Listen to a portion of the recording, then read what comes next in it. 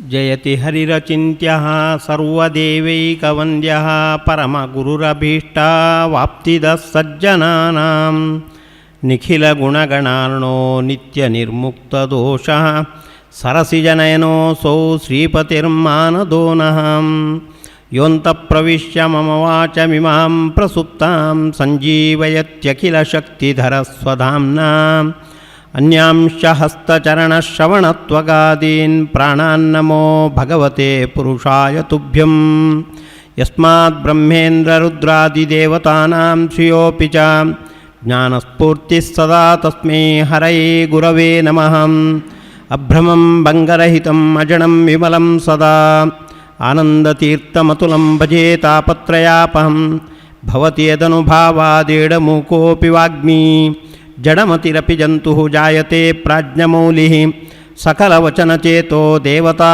ಭಾರತೀ ಸಾ ಮಮ ವಚಸಿ ನಿಧತ್ತಾಂ ಸನ್ನಿಧಿಂ ಮಾನಸೇ ಚ ಜನ್ಮಾದ್ಯಸ್ಯ ಯತೋನ್ಮಯಾತ್ ಇತರತಶ್ಚಾರ್ಥೇಷ್ವಭಿಜ್ಞಸ್ವರಾಟ್ ತೇನೇ ಬ್ರಹ್ಮಹೃದಾಯ ಆದಿಕವಯೇ ಮುಹ್ಯಂತಿ ಯಂ ಸೂರಯಃ ತೇಜೋ ವಾರಿಮೃದಾಂ ಯಥಾ ವಿನಿಮಯೋ ಯತ್ರ ತ್ರಿಸರ್ಗೋ ಮೃಷಾ ಧಾಮ್ನಾ ಸ್ವೇನ ಸದಾ ನಿರಸ್ತಕುಹಕಂ ಸತ್ಯಂ ಪರಂ ಧೀಮಹಿ ಯಂ ಪ್ರವ್ರಜಂತಮನುಪೇತಮಪೇತಕೃತ್ಯಂ ದ್ವೈಪಾಯನೋ ವಿರಹಕಾತರಾ ಜುಹಾವ ಪುತ್ರೇತಿ ತನ್ಮಯತಯಾ ತರವೋಪಿ ನೇದುಃ ತಂ ಸರ್ವಭೂತಹೃದಯಂ ಮುನಿಮಾನತೋಸ್ಮಿ ಧ್ಯೇಯ ಪಂಚಮುಖೋ ರುದ್ರಃ ಸ್ಫಟಿಕಾಮಲಕಾಂತಿಮಾನ್ ವಿದ್ಯುಚ್ಛುಭ್ರಾಸಿತರಜಃ ಶ್ಯಾಮಾನ್ಯಸ್ಯ ಮುಖಾನಿತು ಜಟಾವಬದ್ಧೇಂದುಕಲಃ ಪ್ರಿಯಾಯುನ್ನಾಗಭೂಷಣಂ ಪೂರ್ಣಾನನ್ಯಸುಖೋದ್ಭಾಸಿ ಮಂದಸ್ಮಿತಮಧೀಶಿತುಃ ಗೋವಿಂದಸ್ಯ ಸದಾ ಚಿಂತ್ಯಂ ನಿತ್ಯಾನಂದಪದಪ್ರದಂ. ಶ್ರೀ ಗುರುಭ್ಯೋ ನಮಃ. ಭಾಗವತದಲ್ಲಿ ರುದ್ರದೇವರ ಸಂದೇಶ ಮತ್ತು ಸಾಧನೆಗಳು ಹೇಗೆ ಪ್ರಸ್ತುತವಾಗಿವೆ ಅನ್ನುವುದನ್ನು ನೋಡ್ತಾ ಇದ್ದೇವೆ. ಚಾಕ್ಷುಷ ಮನ್ವಂತರದಲ್ಲಿ ಅಜಿತನಾಮಕ ಭಗವಂತ ದೇವತೆಗಳ ಮಾಧ್ಯಮದಲ್ಲಿ ಸಮುದ್ರ ಮಥನ ನಡೆಸಿದ. ಅಮೃತಕ್ಕಾಗಿ ನಡೆದ ಸಮುದ್ರ ಮಥನ. ಪ್ರಾರಂಭದಲ್ಲಿ ಕಾಲಕೂಟ ವಿಷ ಬಂತು. ಕಾಲಕೂಟ ವಿಷ ಬಂದಾಗ ಅದರಿಂದ ಭೀತರಾಗಿರ್ತಕ್ಕಂಥ ಪ್ರಜೆಗಳೆಲ್ಲ ರುದ್ರದೇವರಲ್ಲಿ ಹೋಗಿ ರುದ್ರದೇವರಿಂದ ರಕ್ಷಣೆಯನ್ನು ಪಡೆದರು ಅಂತ ಭಾಗವತ ನಿರೂಪಣೆ ಮಾಡುತ್ತೆ. ಆದರೆ ಋಗ್ವೇದದ ಕೇಶಿ ಸೂಕ್ತ, ಕೇಶಿ ಅಂತ ಅನಿಸಿರ್ತಕ್ಕಂಥ ವಾಯುದೇವರು ಮುಖ್ಯವಾಗಿ ಕಾಲಕೂಟ ವಿಷದ ದಮನ ಮಾಡಿದರು. ಸ್ವಲ್ಪ ಭಾಗವನ್ನಷ್ಟೇ ರುದ್ರದೇವರಿಗೆ ಕೊಟ್ಟರು.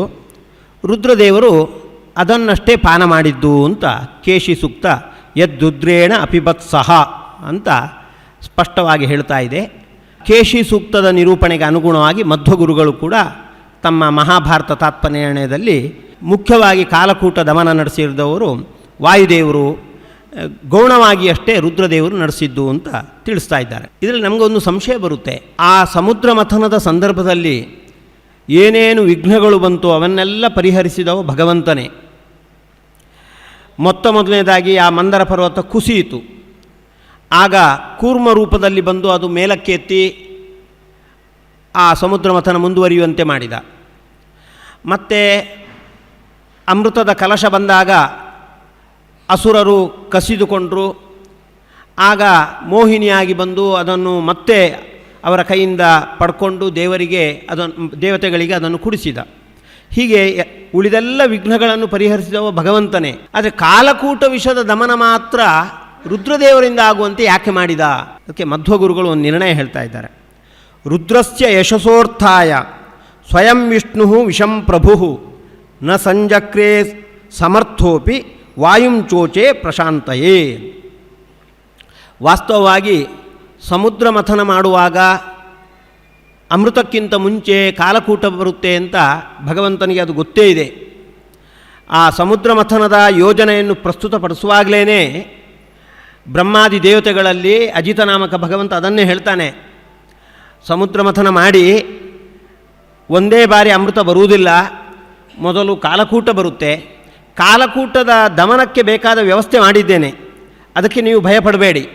ಮತ್ತೆ ಅಮೃತ ಬರುತ್ತೆ. ಅಮೃತವು ಒಮ್ಮೆಲೇ ನಿಮ್ಮ ಕೈಗೆ ಸಿಗುವುದಿಲ್ಲ, ಅದು ಮತ್ತೆ ನಿಮ್ಮ ಕೈಗೆ ಸಿಗುವಂತೆ ಕೂಡ ನಾನು ವ್ಯವಸ್ಥೆ ಮಾಡಿದ್ದೇನೆ ಅಂತ ಅಜಿತನಾಮಕ ಮೊದಲೇ ಹೇಳ್ತಾನೆ. ಹೀಗಿರುವಾಗ ಅಜಿತ ನಾಮಕ ತಾನೇ ಅದನ್ನು ಯಾವುದಾದ್ರೂ ರೂಪದಿಂದ ಬಂದು ಪರಿಹಾರ ಮಾಡ್ಬೋದಿತ್ತಲ್ಲ ಅಂದರೆ ಭಗವಂತನ ಬೇರೆ ಬೇರೆ ಸಂಕಲ್ಪಗಳಿರುತ್ತೆ. ಕಾಲಕೂಟ ವಿಷದ ದಮನ ಅದು ರುದ್ರದೇವರ ಮೂಲಕ ಗೌಣವಾಗಿ ಆಗಬೇಕು, ಆ ಮೂಲಕ ರುದ್ರದೇವರಿಗೆ ಯಶಸ್ಸು ಬರಬೇಕು ಅಂತ ಭಗವಂತನ ಸಂಕಲ್ಪ. ರುದ್ರಸ್ಯ ಯಶಸ್ಸೋರ್ಥಾಯ ಸ್ವಯಂ ವಿಷ್ಣು ವಿಷಂ ಪ್ರಭು ನ ಸಂಜಕ್ರೆ. ವಿಷ ದಮನ ಮಾಡುವುದು ಅವನಿಗೆ ದೊಡ್ಡ ಕೆಲಸ ಅಲ್ಲ. ಕಾಲಕೂಟ ವಿಷ ಅದು ಪ್ರಭಾವಕಾರಿಯಂತೆ ಆಗುವಂತೆ ಮಾಡುವವನೇ ಭಗವಂತ. ಅದರಲ್ಲಿ ವಿಭೂತಿ ರೂಪದಲ್ಲಿದ್ದು ಅದು ಹಾನಿ ಮಾಡುವಂತೆ ಮಾಡುವ ಭಗವಂತನೇ, ಪ್ರಭು ಸಮರ್ಥ. ಆದರೆ ರುದ್ರದೇವರಿಗೆ ಯಶಸ್ಸು ಬರಲಿ ಅನ್ನುವ ದೃಷ್ಟಿಯಿಂದ ತಾನು ಹಿಂದೆ ಸರಿದು ರುದ್ರದೇವರ ಮೂಲಕ ಗೌಣವಾಗಿ ಅದರ ದಮನ ಆಗುವಂತೆ ಭಗವಂತ ಮಾಡಿದ್ದಾನೆ. ರುದ್ರದೇವರಿಗೆ ಮುಖ್ಯವಾಗಿ ಅದರ ನಿಗ್ರಹ ಮಾಡಲಿಕ್ಕೆ ಆಗುವುದಿಲ್ಲ ಅನ್ನುವುದು ಭಗವಂತನಿಗೆ ಗೊತ್ತು. ಅದಕ್ಕೆ ವಾಯುಂಚೋಚೆ ಪ್ರಶಾಂತಯೇ. ವಾಯುದೇವರು ನೀವು ಜೀವೋತ್ತಮರು, ಕಾಲಕೂಟ ವಿಷ ಅನ್ನೋದು ಜೀವಾಧಮನಾಗಿರ್ತಕ್ಕಂಥ ಕಲಿಯ ಸನ್ನಿಧಾನಕ್ಕೆ ಪಾತ್ರವಾದದ್ದು. ಕಲಿ ಅದಕ್ಕೆ ಅಭಿಮಾನಿ. ಹಾಗಾಗಿ ಜೀವೋತ್ತಮರಾಗಿರ್ತಕ್ಕಂಥ ನೀವು ಮಾತ್ರ ಜೀವಾಧಮನಾಗಿರ್ತಕ್ಕಂಥ ಕಲಿಯ ನಿಗ್ರಹ ಮಾಡಿ ಕಲಿಯಿಂದ ಅಭಿಮನ್ಯಮಾನವಾದ ಕಾಲಕೂಟ ವಿಷವನ್ನು ದಮನ ಮಾಡಲಿಕ್ಕೆ ನೀವೇ ಸಮರ್ಥರು, ನೀವು ಮಾಡಬೇಕಾದದ್ದು. ಆದರೆ ಅದರ ಕ್ರೆಡಿಟು ರುದ್ರದೇವರಿಗೆ ಹೋಗಬೇಕು, ಅದು ನನ್ನ ಸಂಕಲ್ಪ. ಅದಕ್ಕಾಗಿ ಪರಮಾತ್ಮನೇ ರುದ್ರದೇವರ ವಾಯುದೇವರ ಹತ್ರ ನೀವು ಅದನ್ನು ದಮನ ಮಾಡಿ, ಮುಖ್ಯವಾಗಿ ದಮನ ನೀವೇ ಮಾಡಬೇಕು, ಗೌಣವಾಗಿ ರುದ್ರದೇವರ ಮೂಲಕ ದಮನ ಆಗಿ ರುದ್ರದೇವರಿಗೆ ಅದರ ಯಶಸ್ಸು ಬರುವಂತೆ ಆಗಬೇಕು ಅಂತ ಪರಮಾತ್ಮ ಸಂಕಲ್ಪ. ಅದಕ್ಕೆ ಅನುಗುಣವಾಗಿ ವಾಯುದೇವರಲ್ಲೂ ಹೇಳಿದ್ದಾನೆ, ಆ ರೀತಿಯಾಗಿ ಆಗಿದೆ ಅಂತ ಮಧ್ವಗುರುಗಳು ನಿರ್ಣಯ ಮಾಡ್ತಾ ಇದ್ದಾರೆ. ಕಾಲಕೂಟ ವಿಷವನ್ನು ಗೌಣವಾಗಿ ರುದ್ರದೇವರು ಪಾನ ಮಾಡಿದ್ದಾರೆ. ಪಾನ ಮಾಡುವಾಗ ಅವರ ಅನುಸಂಧಾನ ಹೇಗಿತ್ತು? ಭಾಗವತ ಅದರ ಬಗ್ಗೆ ಒಳ್ಳೆಯ ಬೆಳಕು ಚೆಲ್ತಾ ಇದೆ. ಎಲ್ಲ ಪ್ರಜೆಗಳು ಕಾಲಕೂಟ ವಿಷಯಕ್ಕೆ ಭಯಪಟ್ಟು ಎಲ್ಲ ಹೋಗಿ ರುದ್ರದೇವರ ಹತ್ರ ಶರಣು ಹೊಂದಿದ್ದಾರೆ. ಆಗ ರುದ್ರದೇವರು ಪಕ್ಕದಲ್ಲಿರ್ತಕ್ಕಂಥ ಪಾರ್ವತಿ ಹತ್ರ ಹೀಗೆ ಹೇಳ್ತಾ ಇದ್ದಾರೆ ನೋಡಿ. ಆಸಾಂ ಪ್ರಾಣ ಪರೀಪ್ಸೂನಾಂ ವಿಧೇಯಂ ಅಭಯಂ ಹಿಮೆ. ಪ್ರಾಣ ಭಯಕ್ಕೆ ಒಳಗಾಗಿ ಎಲ್ಲ ಪ್ರಜೆಗಳು ಬಂದು ನನ್ನ ಹತ್ರ ಪ್ರಾರ್ಥನೆ ಮಾಡ್ತಾ ಇದ್ದಾರೆ, ಅವರಿಗೆ ಅಭಯವನ್ನು ನಾನು ನೀಡಬೇಕು. ಯಾಕೆ ಅಂದರೆ ಬರೇ ಅವರ ಮೇಲಿನ ಅನುಕಂಪೆಯಿಂದ ಅಲ್ಲ. ಏತಾವಾನ್ ಹಿ ಪ್ರಭೋರರ್ಥೋ ಯದ್ದೀನ ಪರಿಪಾಲನಂ. ದೀನ ವ್ಯಕ್ತಿಗಳನ್ನು ಪರಿಪಾಲನೆ ಮಾಡುವುದು ಭಗವಂತನಿಗೆ ಪ್ರಿಯವಾದದ್ದು. ಆ ದೀನ ವ್ಯಕ್ತಿಗಳಲ್ಲಿ ದೈನ್ಯಕ್ಕೆ ಪಾತ್ರ ಆಗಿರ್ತಕ್ಕಂಥ ವ್ಯಕ್ತಿಗಳಲ್ಲಿ ಅಂತರ್ಯಾಮಿಯಾಗಿ ಭಗವಂತ ಇರ್ತಾನೆ. ಹಾಗಾಗಿ ದೀನ ವ್ಯಕ್ತಿಗಳನ್ನು ರಕ್ಷಣೆ ಮಾಡಿದರೆ ಅವರ ಒಳಗಿರುವ ಭಗವಂತ ಪ್ರಸನ್ನನಾಗ್ತಾನೆ. ಅದಕ್ಕಾಗಿ ಈ ಪ್ರಾಣ ಪರೀಪ್ಸುಗಳಾಗಿ ಬಂದಿರತಕ್ಕಂಥ ಪ್ರಜೆಗಳಿಗೆ ನಾನು ಅಭಯವನ್ನು ನೀಡಬೇಕಾಗಿದೆ. ಯಾಕೆ ಇನ್ನಷ್ಟು ಸ್ಪಷ್ಟಪಡಿಸ್ತಾ ಇದ್ದಾರೆ. ಪುಂಸ ಕೃಪಯತೋ ಭದ್ರೇ ಸರ್ವಾತ್ಮ ಪ್ರೀಯತೆ ಹರಿಹಿ. ಕೃಪಾರ್ಹವಾಗಿರ್ತಕ್ಕಂಥ ವ್ಯಕ್ತಿಗಳ ಬಗ್ಗೆ ಕೃಪೆಯನ್ನು ತೋರಿಸಿದಾಗ ಸರ್ವಾತ್ಮ ಎಲ್ಲರ ಅಂತರ್ಯಾಮಿಯಾಗಿರುವ ಆ ಕೃಪಾರ್ಹ ವ್ಯಕ್ತಿಗಳಲ್ಲೂ ಅಂತರ್ಯಾಮಿಯಾಗಿರುವ ಭಗವಂತ ಪ್ರಸನ್ನನಾಗ್ತಾನೆ. ಪ್ರೀತೇಹರೋ ಭಗವತಿ ಪ್ರಿಯೇಹಂ ಸಚರಾಚರ. ಭಗವಂತ ಪ್ರಸನ್ನನಾದ ಅಂದರೆ ನಾನು ಮತ್ತು ಈ ಚರಾಚರ ಜಗತ್ತು ಇದೆಲ್ಲ ಪ್ರಸನ್ನವಾಗುತ್ತೆ. ಯಾಕೆಂದರೆ ಅವ ಬಿಂಬ, ನಾವೆಲ್ಲ ಪ್ರತಿಬಿಂಬ. ಬಿಂಬದಲ್ಲಿ ಆನಂದ ಉಂಟಾಯಿತು ಅಂದರೆ ಪ್ರತಿಬಿಂಬದಲ್ಲಿ ಆನಂದ ಇರಲೇಬೇಕಾದದ್ದು. ಹಾಗಾಗಿ ಪ್ರೀತೇಹರೋ ಭಗವತಿ ಪ್ರಿಯೇಹಂ ಸಚರಾಚರ. ಭಗವಂತ ಪ್ರಸನ್ನನಾದ ಅಂದರೆ ನಾನು ಈ ಚರಾಚರಾತ್ಮಕವಾದ ಪ್ರಪಂಚ ಇದೆಲ್ಲ ಪ್ರೀತಿಗೆ ಪಾತ್ರವಾಗುತ್ತೆ. ತಸ್ಮಾದಿದಂ ಗರಂ ಭುಂಜೆ ಪ್ರಜಾನಾಂ ಸ್ವಸ್ತಿರಸ್ತು ಮೇ. ಆದುದರಿಂದ ಈ ಕಾಲಕೂಟ ವಿಷವನ್ನು ನಾನು ಪಾನ ಮಾಡ್ತಾ ಇದ್ದೇನೆ ಅಂತ ಕಾಲಕೂಟ ವಿಷದ ಪಾನದ ಮುಂಚೆ ಸಂಕಲ್ಪ, ರುದ್ರದೇವರ ಸಂಕಲ್ಪ. ಯಾವುದಾದ್ರೂ ಒಳ್ಳೆಯ ಕೆಲಸ ಮಾಡುವಾಗ ನಾವು ಸಂಕಲ್ಪ ಮಾಡ್ತೇವೆ, ಭಗವತ್ ಪ್ರೇರಣೆಯ ಭಗವತ್ ಪ್ರೀತ್ಯರ್ಥಂ ಸಂಧ್ಯಾವಂದನಂ ಉಪಾಸಿಷ್ಯೆ ಅಂತ. ರುದ್ರದೇವರು ಕಾಲಕೂಟ ವಿಷವನ್ನು ಪಾನ ಮಾಡುವಾಗ ಆಪಾತತಃ ಪ್ರಜೆಗಳ ಉಪಕಾರಕ್ಕಾಗಿ ಮಾಡುವುದು ಅದೇ ಮುಖ್ಯ ಉದ್ದೇಶ. ಪ್ರಜೆಗಳ ಅಂತರ್ಯಾಮಿಯಾಗಿರ್ತಕ್ಕಂಥ ಭಗವಂತ ಪ್ರಸನ್ನನಾಗಬೇಕು ಅಂತ ಈ ರೀತಿ ಅನುಸಂಧಾನದಿಂದ ಕಾಲಕೂಟ ವಿಷದ ಪಾನ ಮಾಡ್ತಾ ಇದ್ದಾರೆ ಅಂತ ಭಾಗವತ ಆ ರುದ್ರದೇವರ ಅನುಸಂಧಾನದ ಆಳವನ್ನು ನಮ್ಮ ಮುಂದೆ ಪ್ರಸ್ತುತಪಡಿಸಿದೆ. ಶುಕಾಚಾರ್ಯರು ಪರಿಶ್ಚಿತನಿಗೆ ಹೇಳ್ತಾ ಇದ್ದಾರೆ, ತಪ್ಯಂತೆ ಲೋಕತಾಪೇನ ಸಾಧವ ಪ್ರಾಯಶೋ ಜನಾ. ರುದ್ರದೇವರ ಈ ಪ್ರಕ್ರಿಯೆಯ ಬಗ್ಗೆ ಶುಕಾಚಾರ್ಯರ ಒಂದು ಪ್ರತಿಕ್ರಿಯೆ. ಅವರು ಹೇಳ್ತಾರೆ, ಸಾಮಾನ್ಯವಾಗಿ ಶ್ರೇಷ್ಠ ವ್ಯಕ್ತಿಗಳು ಜನರ ಬಗ್ಗೆ ತಾಪವನ್ನು ತೋರಿಸ್ತಾರೆ. ಯಾಕೆ ಅಂದರೆ ಪರಮಾರಾಧನಂ ತದ್ದಿ ಪುರುಷಶ್ಚಾಖಿಲಾತ್ಮನಃ.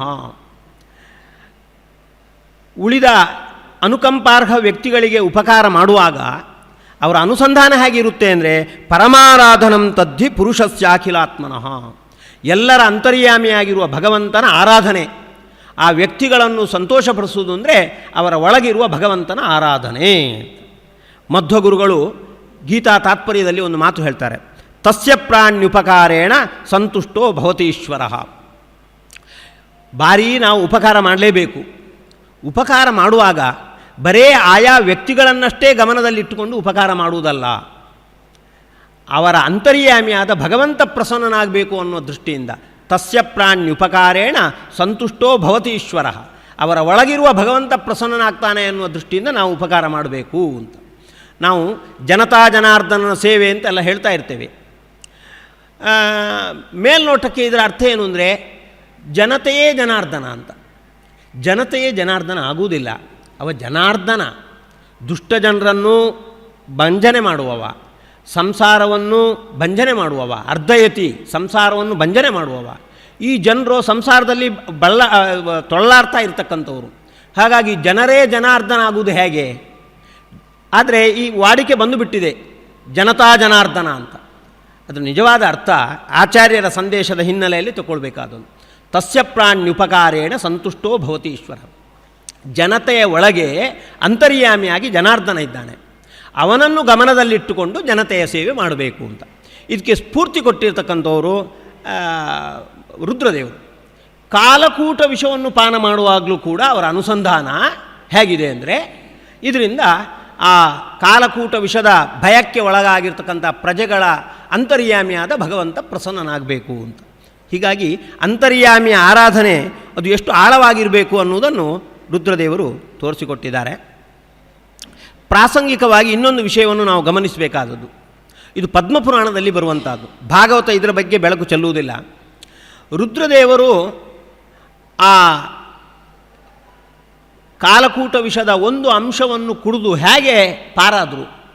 ಯಾಕೆಂದರೆ ಅಷ್ಟು ಭಯಂಕರವಾದದ್ದು ಕಾಲಕೂಟ ವಿಷ, ಮಹಾಭಯಂಕರ.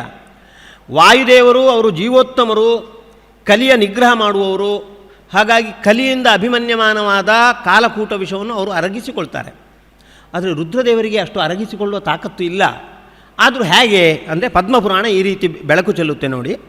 ನಾಮತ್ರಯ ಪ್ರಭಾವಾಚ್ಚ ವಿಷ್ಣೋ ಸರ್ವಗತಸ್ಯ ವೈ ವಿಷಂ ತದಭವಜ್ಜೀರ್ಣಂ ಲೋಕ ಸಂಹಾರ ಕಾರಕಂ ಅಂತ ಪದ್ಮಪುರಾಣದಲ್ಲಿ ಈಗಲೂ ಕೂಡ ಅದು ಗೋರಖ್ಪುರದಲ್ಲಿ ಪ್ರಿಂಟ್ ಆಗಿರ್ತಕ್ಕಂಥ ಪದ್ಮಪುರಾಣದಲ್ಲೂ ಈ ಮಾತು ಇದೆ.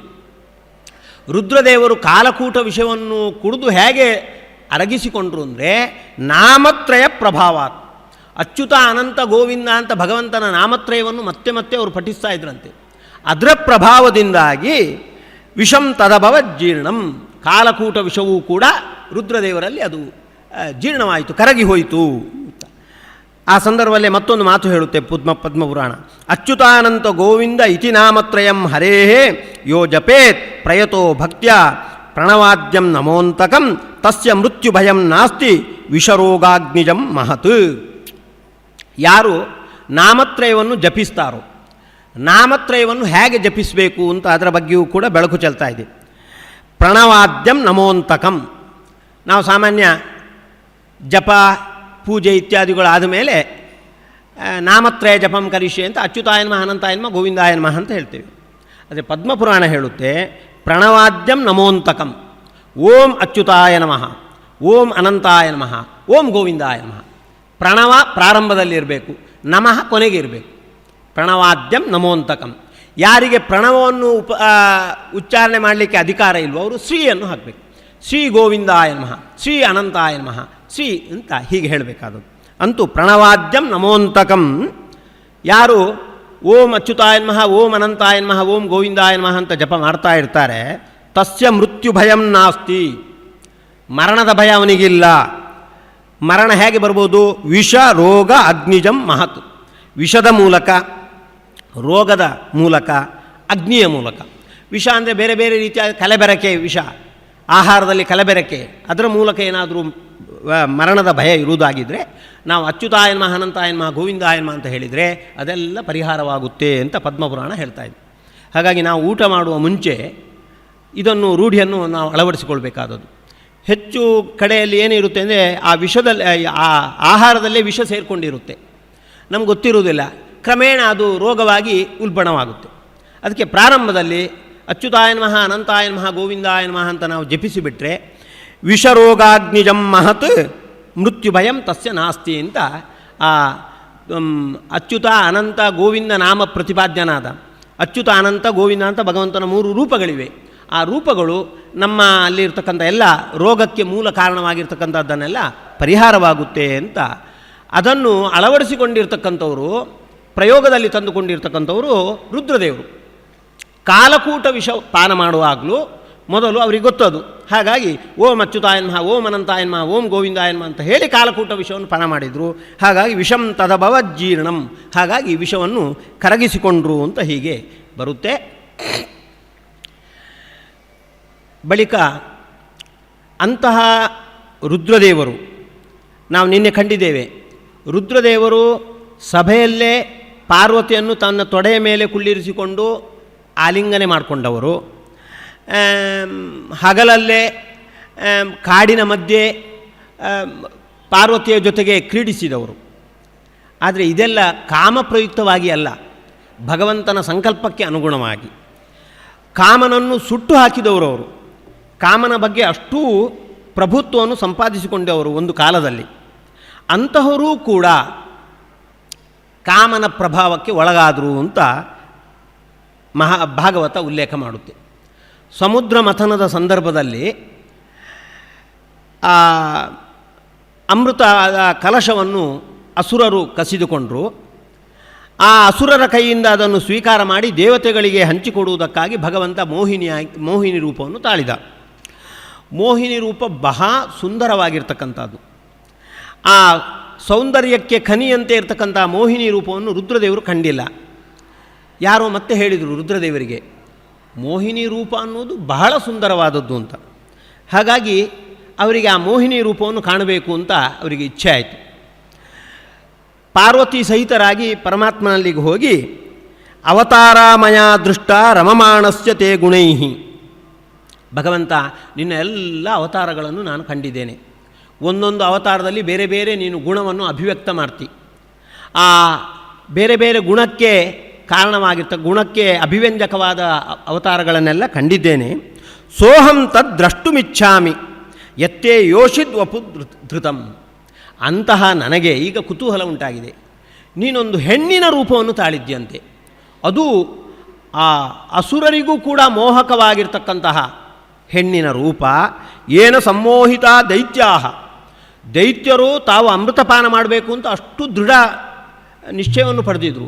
ಅಂತಹವರು ಕೂಡ ಮೋಹಕ್ಕೆ ಒಳಗಾಗುವಂತೆ ಆಯಿತಂತೆ ನಿನ್ನ ರೂಪದಿಂದ. ಪಾಯಿತಾಶ್ಚ ಅಮೃತಂ ಸುರಾಹ, ದೇವತೆಗಳಿಗೆ ಅಮೃತವನ್ನು ಪಾನ ಮಾಡಿಸಿದ್ದಂತೆ ಆ ರೂಪದಿಂದ. ತದ್ದಿದೃಕ್ಷವ ಆಯಾತಾಹ ಪರಂ ಕೌತೂಹಲಂ ಹಿನಃ. ಅಂತಹ ನಿನ್ನ ಮೋಹಿನಿ ರೂಪವನ್ನು ನಾವು ನೋಡಬೇಕು ಅಂತ ಬಂದಿದ್ದೇವೆ, ಕುತೂಹಲ ಉಂಟಾಗಿದೆ, ಅದನ್ನು ತೋರಿಸಬೇಕು ಅಂತ ಕೇಳಿಕೊಂಡಾಗ ಅಸ್ತು ಅಂದ ಭಗವಂತ. ಅವ ಭಕ್ತವತ್ಸಲ, ಭಕ್ತರು ಯಾವ ಇಚ್ಛೆಯನ್ನು ಭಕ್ತಿಪೂರ್ವಕವಾಗಿ ತನ್ನ ಮುಂದೆ ಇಟ್ಟರೂ ಕೂಡ ಅದನ್ನು ಈಡೇರಿಸುವವ. ಮೋಹಿನಿ ರೂಪವನ್ನು ತಾಳಿದ್ದಾನೆ. ಮೋಹಿನಿ ನರ್ತನೆ ಮಾಡ್ತಾ ಇದ್ದಾಳೆ, ಕಂದುಕ ಕ್ರೀಡೆ ನಡೆಸ್ತಾ ಇದ್ದಾಳೆ. ರುದ್ರದೇವರು ನೋಡ್ತಾ ಇದ್ದರೆ ತಯಾಪಹೃತ ವಿಜ್ಞಾನ ತತ್ಕೃತ ಸ್ಮರವಿಹ್ವಲ ಅಂತ ಆ ಮೋಹಿನಿಯ ಆ ರತಿ ಕ್ರೀಡೆಯನ್ನು ಕಂಡು ತನ್ನ ವಿವೇಕವನ್ನೆಲ್ಲ ಕಳ್ಕೊಂಡು ಬಿಟ್ಟಿದ್ದಾರೆ ರುದ್ರದೇವರು. ತತ್ಕೃತ ಸ್ಮರವಿಹ್ವಲ, ಆ ಸ್ಮರದ ಆ ಕಾಮದ ಕ್ರೀಡೆಯಿಂದ ಪೂರ್ತಿ ತನ್ನತನವನ್ನೇ ಕಳ್ಕೊಂಡು ಬಿಟ್ಟಿದ್ದಾರೆ. ಭವಾನ್ಯ ಅಪಿ ಪಶ್ಯಂತ್ಯಾಹ ಗತಕ್ರೀಹಿ ತತ್ಪದಂ ಯಯೌ. ಎಷ್ಟು ವಿವೇಕವನ್ನು ಕಳ್ಕೊಂಡಿದ್ದಾರೆ ಅಂದರೆ, ಪಕ್ಕದಲ್ಲೇ ಪಾರ್ವತಿ ಇದ್ದರೆ ಪಾರ್ವತಿಯನ್ನು ಮರೆತು ಬಿಟ್ಟು ಆ ಮೋಹಿನಿಯ ಹಿಂದೆ ಓಡಿ ಹೋಗಿಬಿಟ್ಟಿದ್ದಾರೆ. ಗತಕ್ರೀಹಿ, ಲಜ್ಜೆಯನ್ನೆಲ್ಲ ಕಳ್ಕೊಂಡು ಬಿಟ್ಟಿದ್ದಾರೆ. ಲಜ್ಜೆ ಇಲ್ಲದೆ ಅವರು ಯೋಚನೆ ಮಾಡಬೇಕಿತ್ತು, ನಾನು ಹಾಗೆ ಹಿಂದೆ ಹೋದರೆ ಪಾರ್ವತಿ ಏನು ಹೇಳ್ತಾಳೆ ಅಂತ. ಎಲ್ಲ ಮರೆತು ಬಿಟ್ಟು ತತ್ಪದಂ ಯಯೌ ಅಂತ ಹೋಗಿ ಆ ಮೋಹಿನಿಯ ಹಿಂದೆ ಓಡಿದ್ದಾರೆ. ಮೋಹಿನಿ ಆ ಕಡೆ ಈ ಕಡೆ ಅಡ್ಡಾಡ್ತಾ ಇದ್ದಾಳೆ. ಕೊನೆಗೆ ಹೇಗೆ ಅಂದರೆ ಪ್ರತ್ಯಪದ್ಯತ ಕಾಮೇನ ವೈರಿಣೇವ ವಿನಿರ್ಜಿತ ಅಂತ ಶುಕಾಚಾರ್ಯರು ಹೇಳ್ತಾರೆ. ಕಾಮದಿಂದ ಅಭಿಭೂತರಾಗಿದ್ದಾರೆ. ಹೇಗೆ ಅಂದರೆ ವೈರಿಣೇವ, ಒಬ್ಬ ರಾಜ ವೈರಿಯಿಂದ ಹೇಗೆ ಆಕ್ರಾಂತನಾಗ್ತಾನೋ ಆ ರೀತಿ ರುದ್ರದೇವರು ಕಾಮನಿಂದ ಆಕ್ರಾಂತರಾಗಿದ್ದಾರೆ. ವೈರಿ ಅನ್ನೋದು ಇಲ್ಲಿ ಸಾಕೂತವಾದದ್ದು. ಗೀತಾಚಾರ್ಯ ಹೇಳಿದ್ದಾನೆ, ವಿದ್ಯೇನ ಮಿಹ ವೈರಿಣಂ ಅಂತ. ಸಾಧಕರಿಗೆ ಕಾಮ ಮಹಾವೈರಿ ಅಂತ ಹೇಳಿದ್ದಾರೆ. ಮಹಾಶನೋ ಮಹಾಪಾಪ್ಮ ವಿದ್ಯೇನ ಮಿಹ ವೈರಿಣಂ ಅಂತ. ಅರ್ಜುನ ಕೇಳಿದ, ಕೆಲವೊಮ್ಮೆ ನಮಗೆ ತಪ್ಪು ಮಾಡಬಾರ್ದು ಅಂತ ಇರುತ್ತೆ, ಆದರೂ ಬಲಾತ್ಕಾರಕ್ಕೆ ಒಳಗಾಗಿ ನಾವು ತಪ್ಪು ಮಾಡ್ತೇವೆ, ಇದು ಹೇಗೆ ಅಂತ ಕೇಳಿದಾಗ, ಕಾಮಯೇಷ ಕ್ರೋಧಯೇಷ ರಜೋಗುಣ ಸಮುದ್ಭವ ಮಹಾಶನೋ ಮಹಾಪಾಪ್ಮ ವಿದ್ಯೇನ ಮಿಹ ವೈರಿಣಂ. ಕಾಮ ಅದು ಪ್ರಬಲವಾಗಿರ್ತಕ್ಕಂಥದ್ದು, ಅದು ವೈರಿ ಅಂತ ತಿಳ್ಕೊಳ್ಳುವಂಥ ಎಲ್ಲ ಸಾಧಕರನ್ನು ಗಮನದಲ್ಲಿಟ್ಟುಕೊಂಡು ಗೀತಾಚಾರ್ಯ ಕೊಟ್ಟಿರ್ತಕ್ಕಂಥ ಸಂದೇಶ. ಅಂತಹ ವೈರಿಯ ಆಕ್ರಮಣಕ್ಕೆ ಒಳಗಾದವರು ಈಗ ರುದ್ರದೇವರು. ಆ ಕಾಮರೂಪವಾಗಿರ್ತಕ್ಕಂಥ ವೈರಿಯಿಂದ ವಿನಿರ್ಜಿತ, ಸೋತವರಾಗಿ ಆ ಮೋಹಿನಿಯ ಹಿಂದೆ ಓಡಿ ಹೋಗಿದ್ದಾರೆ. ತಸ್ಯಾನುಧಾವತೋ ರೇತಃ ಚಸ್ಕಂದ ಅಮೋಘ ರೇತಸಃ ಸ್ಕನ್ನೇ ರೇತಸಿ ಸೋಪಶ್ಯತ್ ಆತ್ಮಾನಂ ದೇವಮಾಯಯ ಜಡೀಕೃತಂ ನೃಪಶ್ರೇಷ್ಠ ಸನ್ಯವರ್ತತ ಕಶ್ಮಲಾತ್. ಓಡ್ತಾ ಓಡ್ತಾ ಇದ್ದಾಗ ರೇತಸ್ಖಲನವಾಗಿಬಿಟ್ಟಿದೆ. ಆಗ ಅವರಿಗೆ ಎಚ್ಚರಿಕೆ ಉಂಟಾಯಿತು, ಅವರಿಗೆ ವಿವೇಕ ಬಂದಿದೆ. ಸೋ ಅಪಶ್ಯತ್ ಆತ್ಮಾನಂ ದೇವಮಾಯೆಯ ಜಡೀಕೃತಂ. ಭಗವಂತನ ಮಾಯೆಯಿಂದ, ಬಂಧಕ ಶಕ್ತಿಯಿಂದಾಗಿ ಈ ರೀತಿ ಕಾಮಕ್ಕೆ ನಾನು ಒಳಗಾಗಿ ಬಿಟ್ಟಿದ್ದೇನೆ ಅಂತ ಅವರಿಗೆ ಗೊತ್ತಾಗಿದೆ. ಸನ್ಯವರ್ತತ ಕಶ್ಮಲಾತ್. ಆ ಕಾಮಕ್ಕೆ ಒಳಗಾಗಿ ಏನು ಪ್ರವೃತ್ತಿ ಮಾಡ್ತಾಯಿದ್ರು ಅದರಿಂದ ಹಿಂಜರಿದಿದ್ದಾರೆ. ಈ ರುದ್ರದೇವರ ಈ ಎರಡು ಘಟನೆಗಳು, ಕಾಮಕ್ಕೆ ಒಳಗಾದದ್ದು ಮತ್ತು ಕಾಮದಿಂದ ನಿವೃತ್ತವಾದದ್ದು, ಇದು ಎರಡನ್ನು ಇಟ್ಟುಕೊಂಡು ನಾವು ವಿಷ್ಣು ಸಹಸ್ರನಾಮದಲ್ಲಿ ಕಾಮಃ ಕಾಮಕೃತ್ ಕಾಂತಃ ಅಂತ ಈ ಭಗವಂತನ ನಾಮವನ್ನು ನಾವು ಚಿಂತನೆ ಮಾಡ್ಬೋದು. ಕಾಮಃ ಕಾಮಕೃತ್, ಎಲ್ಲರ ಪಾಲಿಗೂ ಕೂಡ ಕಾಮವನ್ನು ಉಂಟು ಮಾಡುವವನು ಅವನೇ, ವಿವೇಕವನ್ನು ಕೊಟ್ಟು ಅದನ್ನು ಪರಿಹಾರ ಮಾಡುವವನು ಅವನೇ. ವಿಶೇಷವಾಗಿ ರುದ್ರದೇವರ ಪಾಲಿಗೆ ಈ ಸಂದರ್ಭದಲ್ಲಿ ಕಾಮಕೃತ್, ಕಾಮ ಆಗುವಂತೆ ಮಾಡಿದವನು, ಮೋಹಿನಿ ರೂಪವನ್ನು ತಾಳಿ ಅವರಲ್ಲಿ ವಿಜ್ಞಾನ ಎಲ್ಲ ಅವರು ಕಳ್ಕೊಂಡು ಕಾಮಕ್ಕೆ ಒಳಗಾಗುವಂತೆ ಮಾಡಿದವನು ಅವನೇ. ಕೊನೆಗೆ ಕಾಮಃ, ಆ ಕಾಮ ಪರಿಹಾರ ಆಗುವಂತೆ ಮಾಡಿದವನು ಅವನೇ. ಕಾಮಃ ಕಾಮಕೃತ್ ಕಾಂತಃ, ಬಹಳ ಸುಂದರನಾಗಿ ಮೋಹಿನಿ ರೂಪದಲ್ಲಿ ಬಹಳ ಸುಂದರನಾಗಿದ್ದುಕೊಂಡು ರುದ್ರದೇವರಿಗೆ ಕಾಮ ಬರುವಂತೆ ಮತ್ತು ಅದು ಪರಿಹಾರ ಆಗುವಂತೆ ಮಾಡಿದವ ಭಗವಂತ ಅಂತ ವಿಷ್ಣು ಸಹಸ್ರನಾಮವನ್ನು ಕಾಮಃ ಕಾಮಕೃತ್ ಕಾಂತಃ ಅಂತ ಹೇಳುವಾಗ ಇದನ್ನು ನಾವು ಚಿಂತನೆ ಮಾಡಬಹುದು. ಇಷ್ಟಾದಾಗ ಭಗವಂತ ಅಪಹಾಸ ಮಾಡಿಲ್ಲ, ಪ್ರತ್ಯುತ ಅವನನ್ನು ಅಭಿನಂದಿಸಿದ್ದಾನಂತೆ. ಕೋನು ಮೇತಿ ತರೇನ್ ಮಾಯಾಂ ವಿಷಕ್ತಃ ತ್ವದೃತೆ ಪುಮಾನ್. ರುದ್ರದೇವ, ನಿನಗೆ ಅಭಿನಂದನೆಗಳು. ನೀನಲ್ಲದೆ ಬೇರೆ ಯಾರೂ ಕೂಡ ಈ ಮಾಯೆಯನ್ನು, ನನ್ನ ಬಂಧಕ ಶಕ್ತಿಯನ್ನು ಮೀರಲಿಕ್ಕೆ ಸಾಧ್ಯವೇ ಇಲ್ಲ. ನೀನು ಕೊನೆಗಾದರೂ ಕೂಡ ಬಂಧಕ ಶಕ್ತಿಯನ್ನು ಮೀರಿ ನೀನು ಆ ಕಾಮ ಪ್ರವೃತ್ತಿಯಿಂದ ಹಿಂದಕ್ಕೆ ಬಂದಿದ್ದಿ. ತಾನ್ ವಿಸೃಜಿತೈಂ ಭಾವಾನ್ ದುಸ್ತರಾಂ ಅಕೃತಾತ್ಮಭಿ. ಕಾಮ ಉಂಟಾಗಿಬಿಟ್ರೆ ಆ ಕಾಮದಿಂದಾಗಿ ಬೇರೆ ಬೇರೆ ಭಾವನೆಗಳೆಲ್ಲ ಉಂಟಾಗುತ್ತೆ, ಅದನ್ನು ಲಂಘನೆ ಮಾಡಲಿಕ್ಕೆ ಆಗುವುದೇ ಇಲ್ಲ.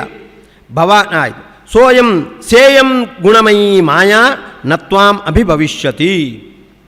ಇನ್ನು ಮೇಲೆ ಈ ಮಾಯೆ, ಭಗವಂತನ ಮಾಯೆ ಅಂದರೆ ಬಂಧಕ ಶಕ್ತಿ, ಅದು ಅವಿದ್ಯೆ ಅಲ್ಲ, ಬಂಧಕ ಶಕ್ತಿ, ಅದು ನಿನ್ನನ್ನು ಕಾಡುವುದಿಲ್ಲ. ಮಯಾ ಸಮೇತ ಕಾಲೇನ ಕಾಮರೂಪೇಣ ಭಾಗಶಃ. ಆ ಮಾಯಾದ ಕಾಮ ಮತ್ತು ಕಾಲ ರೂಪದಿಂದ ನಿನ್ನನ್ನು ಬಾಧಿಸಬೇಕು.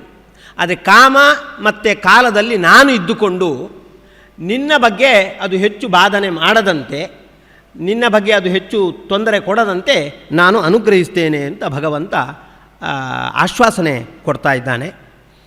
ನಾವು ನಾರಾಯಣ ಮಂತ್ರದ ಧ್ಯಾನ ಶ್ಲೋಕದಲ್ಲಿ ಹೇಳುವಂಥದ್ದಿದೆ, ಸ್ವಾಮಿನ್ ನಿರ್ದೋಷ ಮದ್ದೋಷಂ ವಿವೇಚಯ ಅಂತ. ನೀನು ನಿರ್ದೋಷನಾಗಿದ್ದಿ, ಆದರೆ ದೋಷಗಳಿಗೆಲ್ಲ ಆಗರನಾಗಿರುವವ ನಾನು. ಆದರೆ ಪೂರ್ಣ ಪ್ರಮಾಣದಲ್ಲಿ ನನ್ನ ಪಾತ್ರ ಅಲ್ಲ. ದೋಷವನ್ನು ಎಸಗುವುದರಲ್ಲಿ ಅದು ಕಾಮ ದೋಷವೂ ಆಗಿರ್ಬೋದು, ಕ್ರೋಧ ದೋಷವೂ ಆಗಿರ್ಬೋದು, ಲೋಭ ದೋಷವೂ ಆಗಿರ್ಬೋದು. ಅದನ್ನು ಎಸಗುವುದರಲ್ಲಿ ನನ್ನ ಪಾತ್ರ ಅಲ್ಲ. ಸ್ವಾಮಿನ್ ನಿರ್ದೋಷ ಮದ್ದೋಷಂ ವಿವೇಚಯ, ಅದನ್ನು ವಿವೇಚನೆ ಮಾಡು. ಆಸುರಿ ಶಕ್ತಿಗಳ ಆಕ್ರಮಣಕ್ಕೆ ಒಳಗಾಗಿ ನನ್ನ ಮಾಧ್ಯಮದಲ್ಲಿ ಆಯಾ ದೋಷಗಳು ನಡೆದಿರುವಂಥದ್ದು. ಹಾಗಾಗಿ ಆಸುರಿ ಶಕ್ತಿಗಳ ಪಾತ್ರವೂ ಅದರಲ್ಲಿದೆ. ನಾನು ಬರೇ ಆಸುರಿ ಶಕ್ತಿಗಳ ಆಕ್ರಮಣದಿಂದಾಗಿ ನಾನು ಮಾಡಿರುವಂಥದ್ದು. ನಾನು ಅಧಿಷ್ಠಾನ ಅಂದಮೇಲೆ ನಂದು ಸ್ವಲ್ಪ ಪಾತ್ರ ಇದ್ದೇ ಇದೆ, ಆದರೆ ಮುಖ್ಯವಾಗಿ ಆಸುರಿ ಶಕ್ತಿಗಳದ್ದು. ಆದುದರಿಂದ ವಿವೇಚಯ, ಅದನ್ನು ವಿವೇಚನೆ ಮಾಡಿ ಯಾರಿಗೆ ಎಷ್ಟು ಅದರ ದುಷ್ಫಲ ಬೇಕೋ ಅವರಿಗೇ ತಲುಪಿಸು ಅಂತ ನಾವು ಕೇಳ್ಕೊಳ್ಳುವಂಥದ್ದಿದೆ. ಪ್ರಾರ್ಥನೆಗೆ ಅನುಗುಣವಾಗಿ ರುದ್ರದೇವರ ಬಗ್ಗೆ ಭಗವಂತ ಈಗ ಚೆನ್ನಾಗಿ ನಡ್ಕೊಂಡು ಬಿಟ್ಟಿದ್ದಾನೆ. ರುದ್ರದೇವರು ಕಾಮಕ್ಕೆ ಒಳಗಾದರೂ ಕೂಡ ಅದರಲ್ಲಿ ರುದ್ರದೇವರ ಪಾತ್ರ ಎಷ್ಟು? ಕಾಮಕ್ಕೆ ಅಭಿಮಾನಿಯಾಗಿರ್ತಕ್ಕಂಥ ಕಾಲನೇಮಿ ರುದ್ರದೇವರನ್ನು ಮಾಧ್ಯಮವಾಗಿಟ್ಟುಕೊಂಡು ಹೀಗೆ ಅವರನ್ನು ಕುಣಿಸಿರ್ತಕ್ಕಂಥದ್ದು. ಹಾಗಾಗಿ ಅದರ ದುಷ್ಫಲ ಪೂರ್ಣ ಪ್ರಮಾಣದಲ್ಲಿ ಕಾಲನೇಮಿಗೆ ತಲುಪಬೇಕಾದದ್ದು, ಸ್ವಲ್ಪ ಪಾತ್ರ ರುದ್ರದೇವರಿಗೆ. ಹಾಗಾಗಿ ಪರಮಾತ್ಮ ಹೇಳಿದ ಏನು ಅಂದರೆ, ನೀನಲ್ಲದೆ ಬೇರೆ ಯಾರೂ ಕೂಡ ಇದನ್ನು ದಾಟಲಿಕ್ಕೆ ಸಾಧ್ಯ ಇಲ್ಲ, ನೀನು ದಾಟಿದ್ದಿ, ನೀನು ಅಭಿನಂದನೀಯ ಅಂತ ಅಭಿನಂದನೆ ಮಾಡ್ತಾ ಇದ್ದಾನೆ. ಈ ರೀತಿಯಾಗಿ ಆ ಮೋಹಿನಿ ರೂಪದ ಮೋಹಕ್ಕೆ, ಅದರ ಸೌಂದರ್ಯಕ್ಕೆ ಮೋಹಕ್ಕೆ ಒಳಗಾಗಿರ್ತಕ್ಕಂಥ ರುದ್ರದೇವರ ಒಂದು ಪ್ರವೃತ್ತಿಯನ್ನು ಕಾಣುವಾಗ ಪುರಂದರದಾಸರ ಒಂದು ಹಾಡಿದೆ, ಈ ಪರಿಯ ಸೊಬಗಾವ ದೇವರು ನಾ ಕಾಣೆ ಅಂತ. ಪರಮಾತ್ಮನಲ್ಲಿ ಬೇರೆ ಬೇರೆ ಮಹಿಮೆಗಳನ್ನೆಲ್ಲ ನಾವು ಕಂಡಾಗ ಆ ಮಹಿಮೆಗಳು ದೇವರಲ್ಲಿ ಅಸಾಧಾರಣವಾಗಿರುವಂಥದ್ದು, ಅಷ್ಟು ಮಹಿಮೆ ಬೇರೆ ಯಾರಲ್ಲೂ ಇಲ್ಲ ಅಂತ ಹೇಳ್ತಾ, ಲಾವಣ್ಯದಲ್ಲಿ ನೋಡೆ ಲೋಕಮೋಹಕನಯ್ಯ, ಒಂದೊಂದು ದೃಷ್ಟಿಕೋನವನ್ನು ಇಟ್ಕೊಂಡು ಬಂದಿದ್ದಾರೆ ಬೇರೆ ಬೇರೆ. ಅದರಲ್ಲಿ ಲಾವಣ್ಯದಲ್ಲಿ ನೋಡಿದರೆ ಇಡೀ ಲೋಕಕ್ಕೇನೆ ಮೋಹವನ್ನು ಉಂಟು ಮಾಡುವವ ಅಂತ.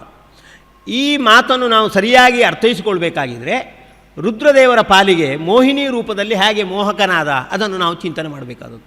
ಇಡೀ ಲೋಕವನ್ನು ಪ್ರತಿನಿಧಿಸ್ತಕ್ಕಂಥವರು ರುದ್ರದೇವರು, ಮಹಾವಿರಕ್ತರವರು. ಅಂಥವರಿಗೂ ಕೂಡ ಮೋಹಕ ಆಗುವಂತೆ ಮೋಹಿನಿ ರೂಪದಲ್ಲಿ ಮಾಡಿದ್ದಾನೆ. ಹಾಗಾಗಿ ಲಾವಣ್ಯದಲ್ಲಿ ನೋಡೆ ಲೋಕಮೋಹಕನಯ್ಯ ಅಂತ ಆ ನುಡಿಯನ್ನು ಹೇಳುವಾಗ ಭಗವಂತ ಮೋಹಿನಿ ರೂಪದಲ್ಲಿ ರುದ್ರದೇವರಿಗೆ ಹೇಗೆ ಮೋಹಕನಾಗಿದ್ದಾನೆ ಅದನ್ನು ನಾವು ತಲೆಯಲ್ಲಿ ತಂದುಕೊಳ್ಬೇಕಾದದ್ದು. ಈ ಆಖ್ಯಾಯಿಕೆಯನ್ನು ನಾವು ಚಿಂತನೆ ಮಾಡುವಾಗ ರುದ್ರದೇವರಿಗೆ ಅಸಮಾಧಾನವಾಗುತ್ತೋ ತೃಪ್ತಿಯಾಗುತ್ತೋ ಅಂತ ಒಂದು ಪ್ರಶ್ನೆ. ಯಾಕೆಂದರೆ ರುದ್ರದೇವರ ದೌರ್ಬಲ್ಯವನ್ನು ಹೇಳ್ತಕ್ಕಂಥ ಕಥೆ ಇದು. ಆದರೆ ರುದ್ರದೇವರ ದೌರ್ಬಲ್ಯವನ್ನು ಹೇಳ್ತಾ ಇದ್ದರೂ ಕೂಡ ರುದ್ರದೇವರಿಗೆ ಸಂತೋಷವಾಗುತ್ತೆ ಅಂತ ಇದರ ಬಗ್ಗೆ ವಿಶ್ಲೇಷಣೆ ನಡೆಸಿರ್ತಕ್ಕಂಥವ್ರು ವಾದಿರಾಜ ಗುರುಗಳು.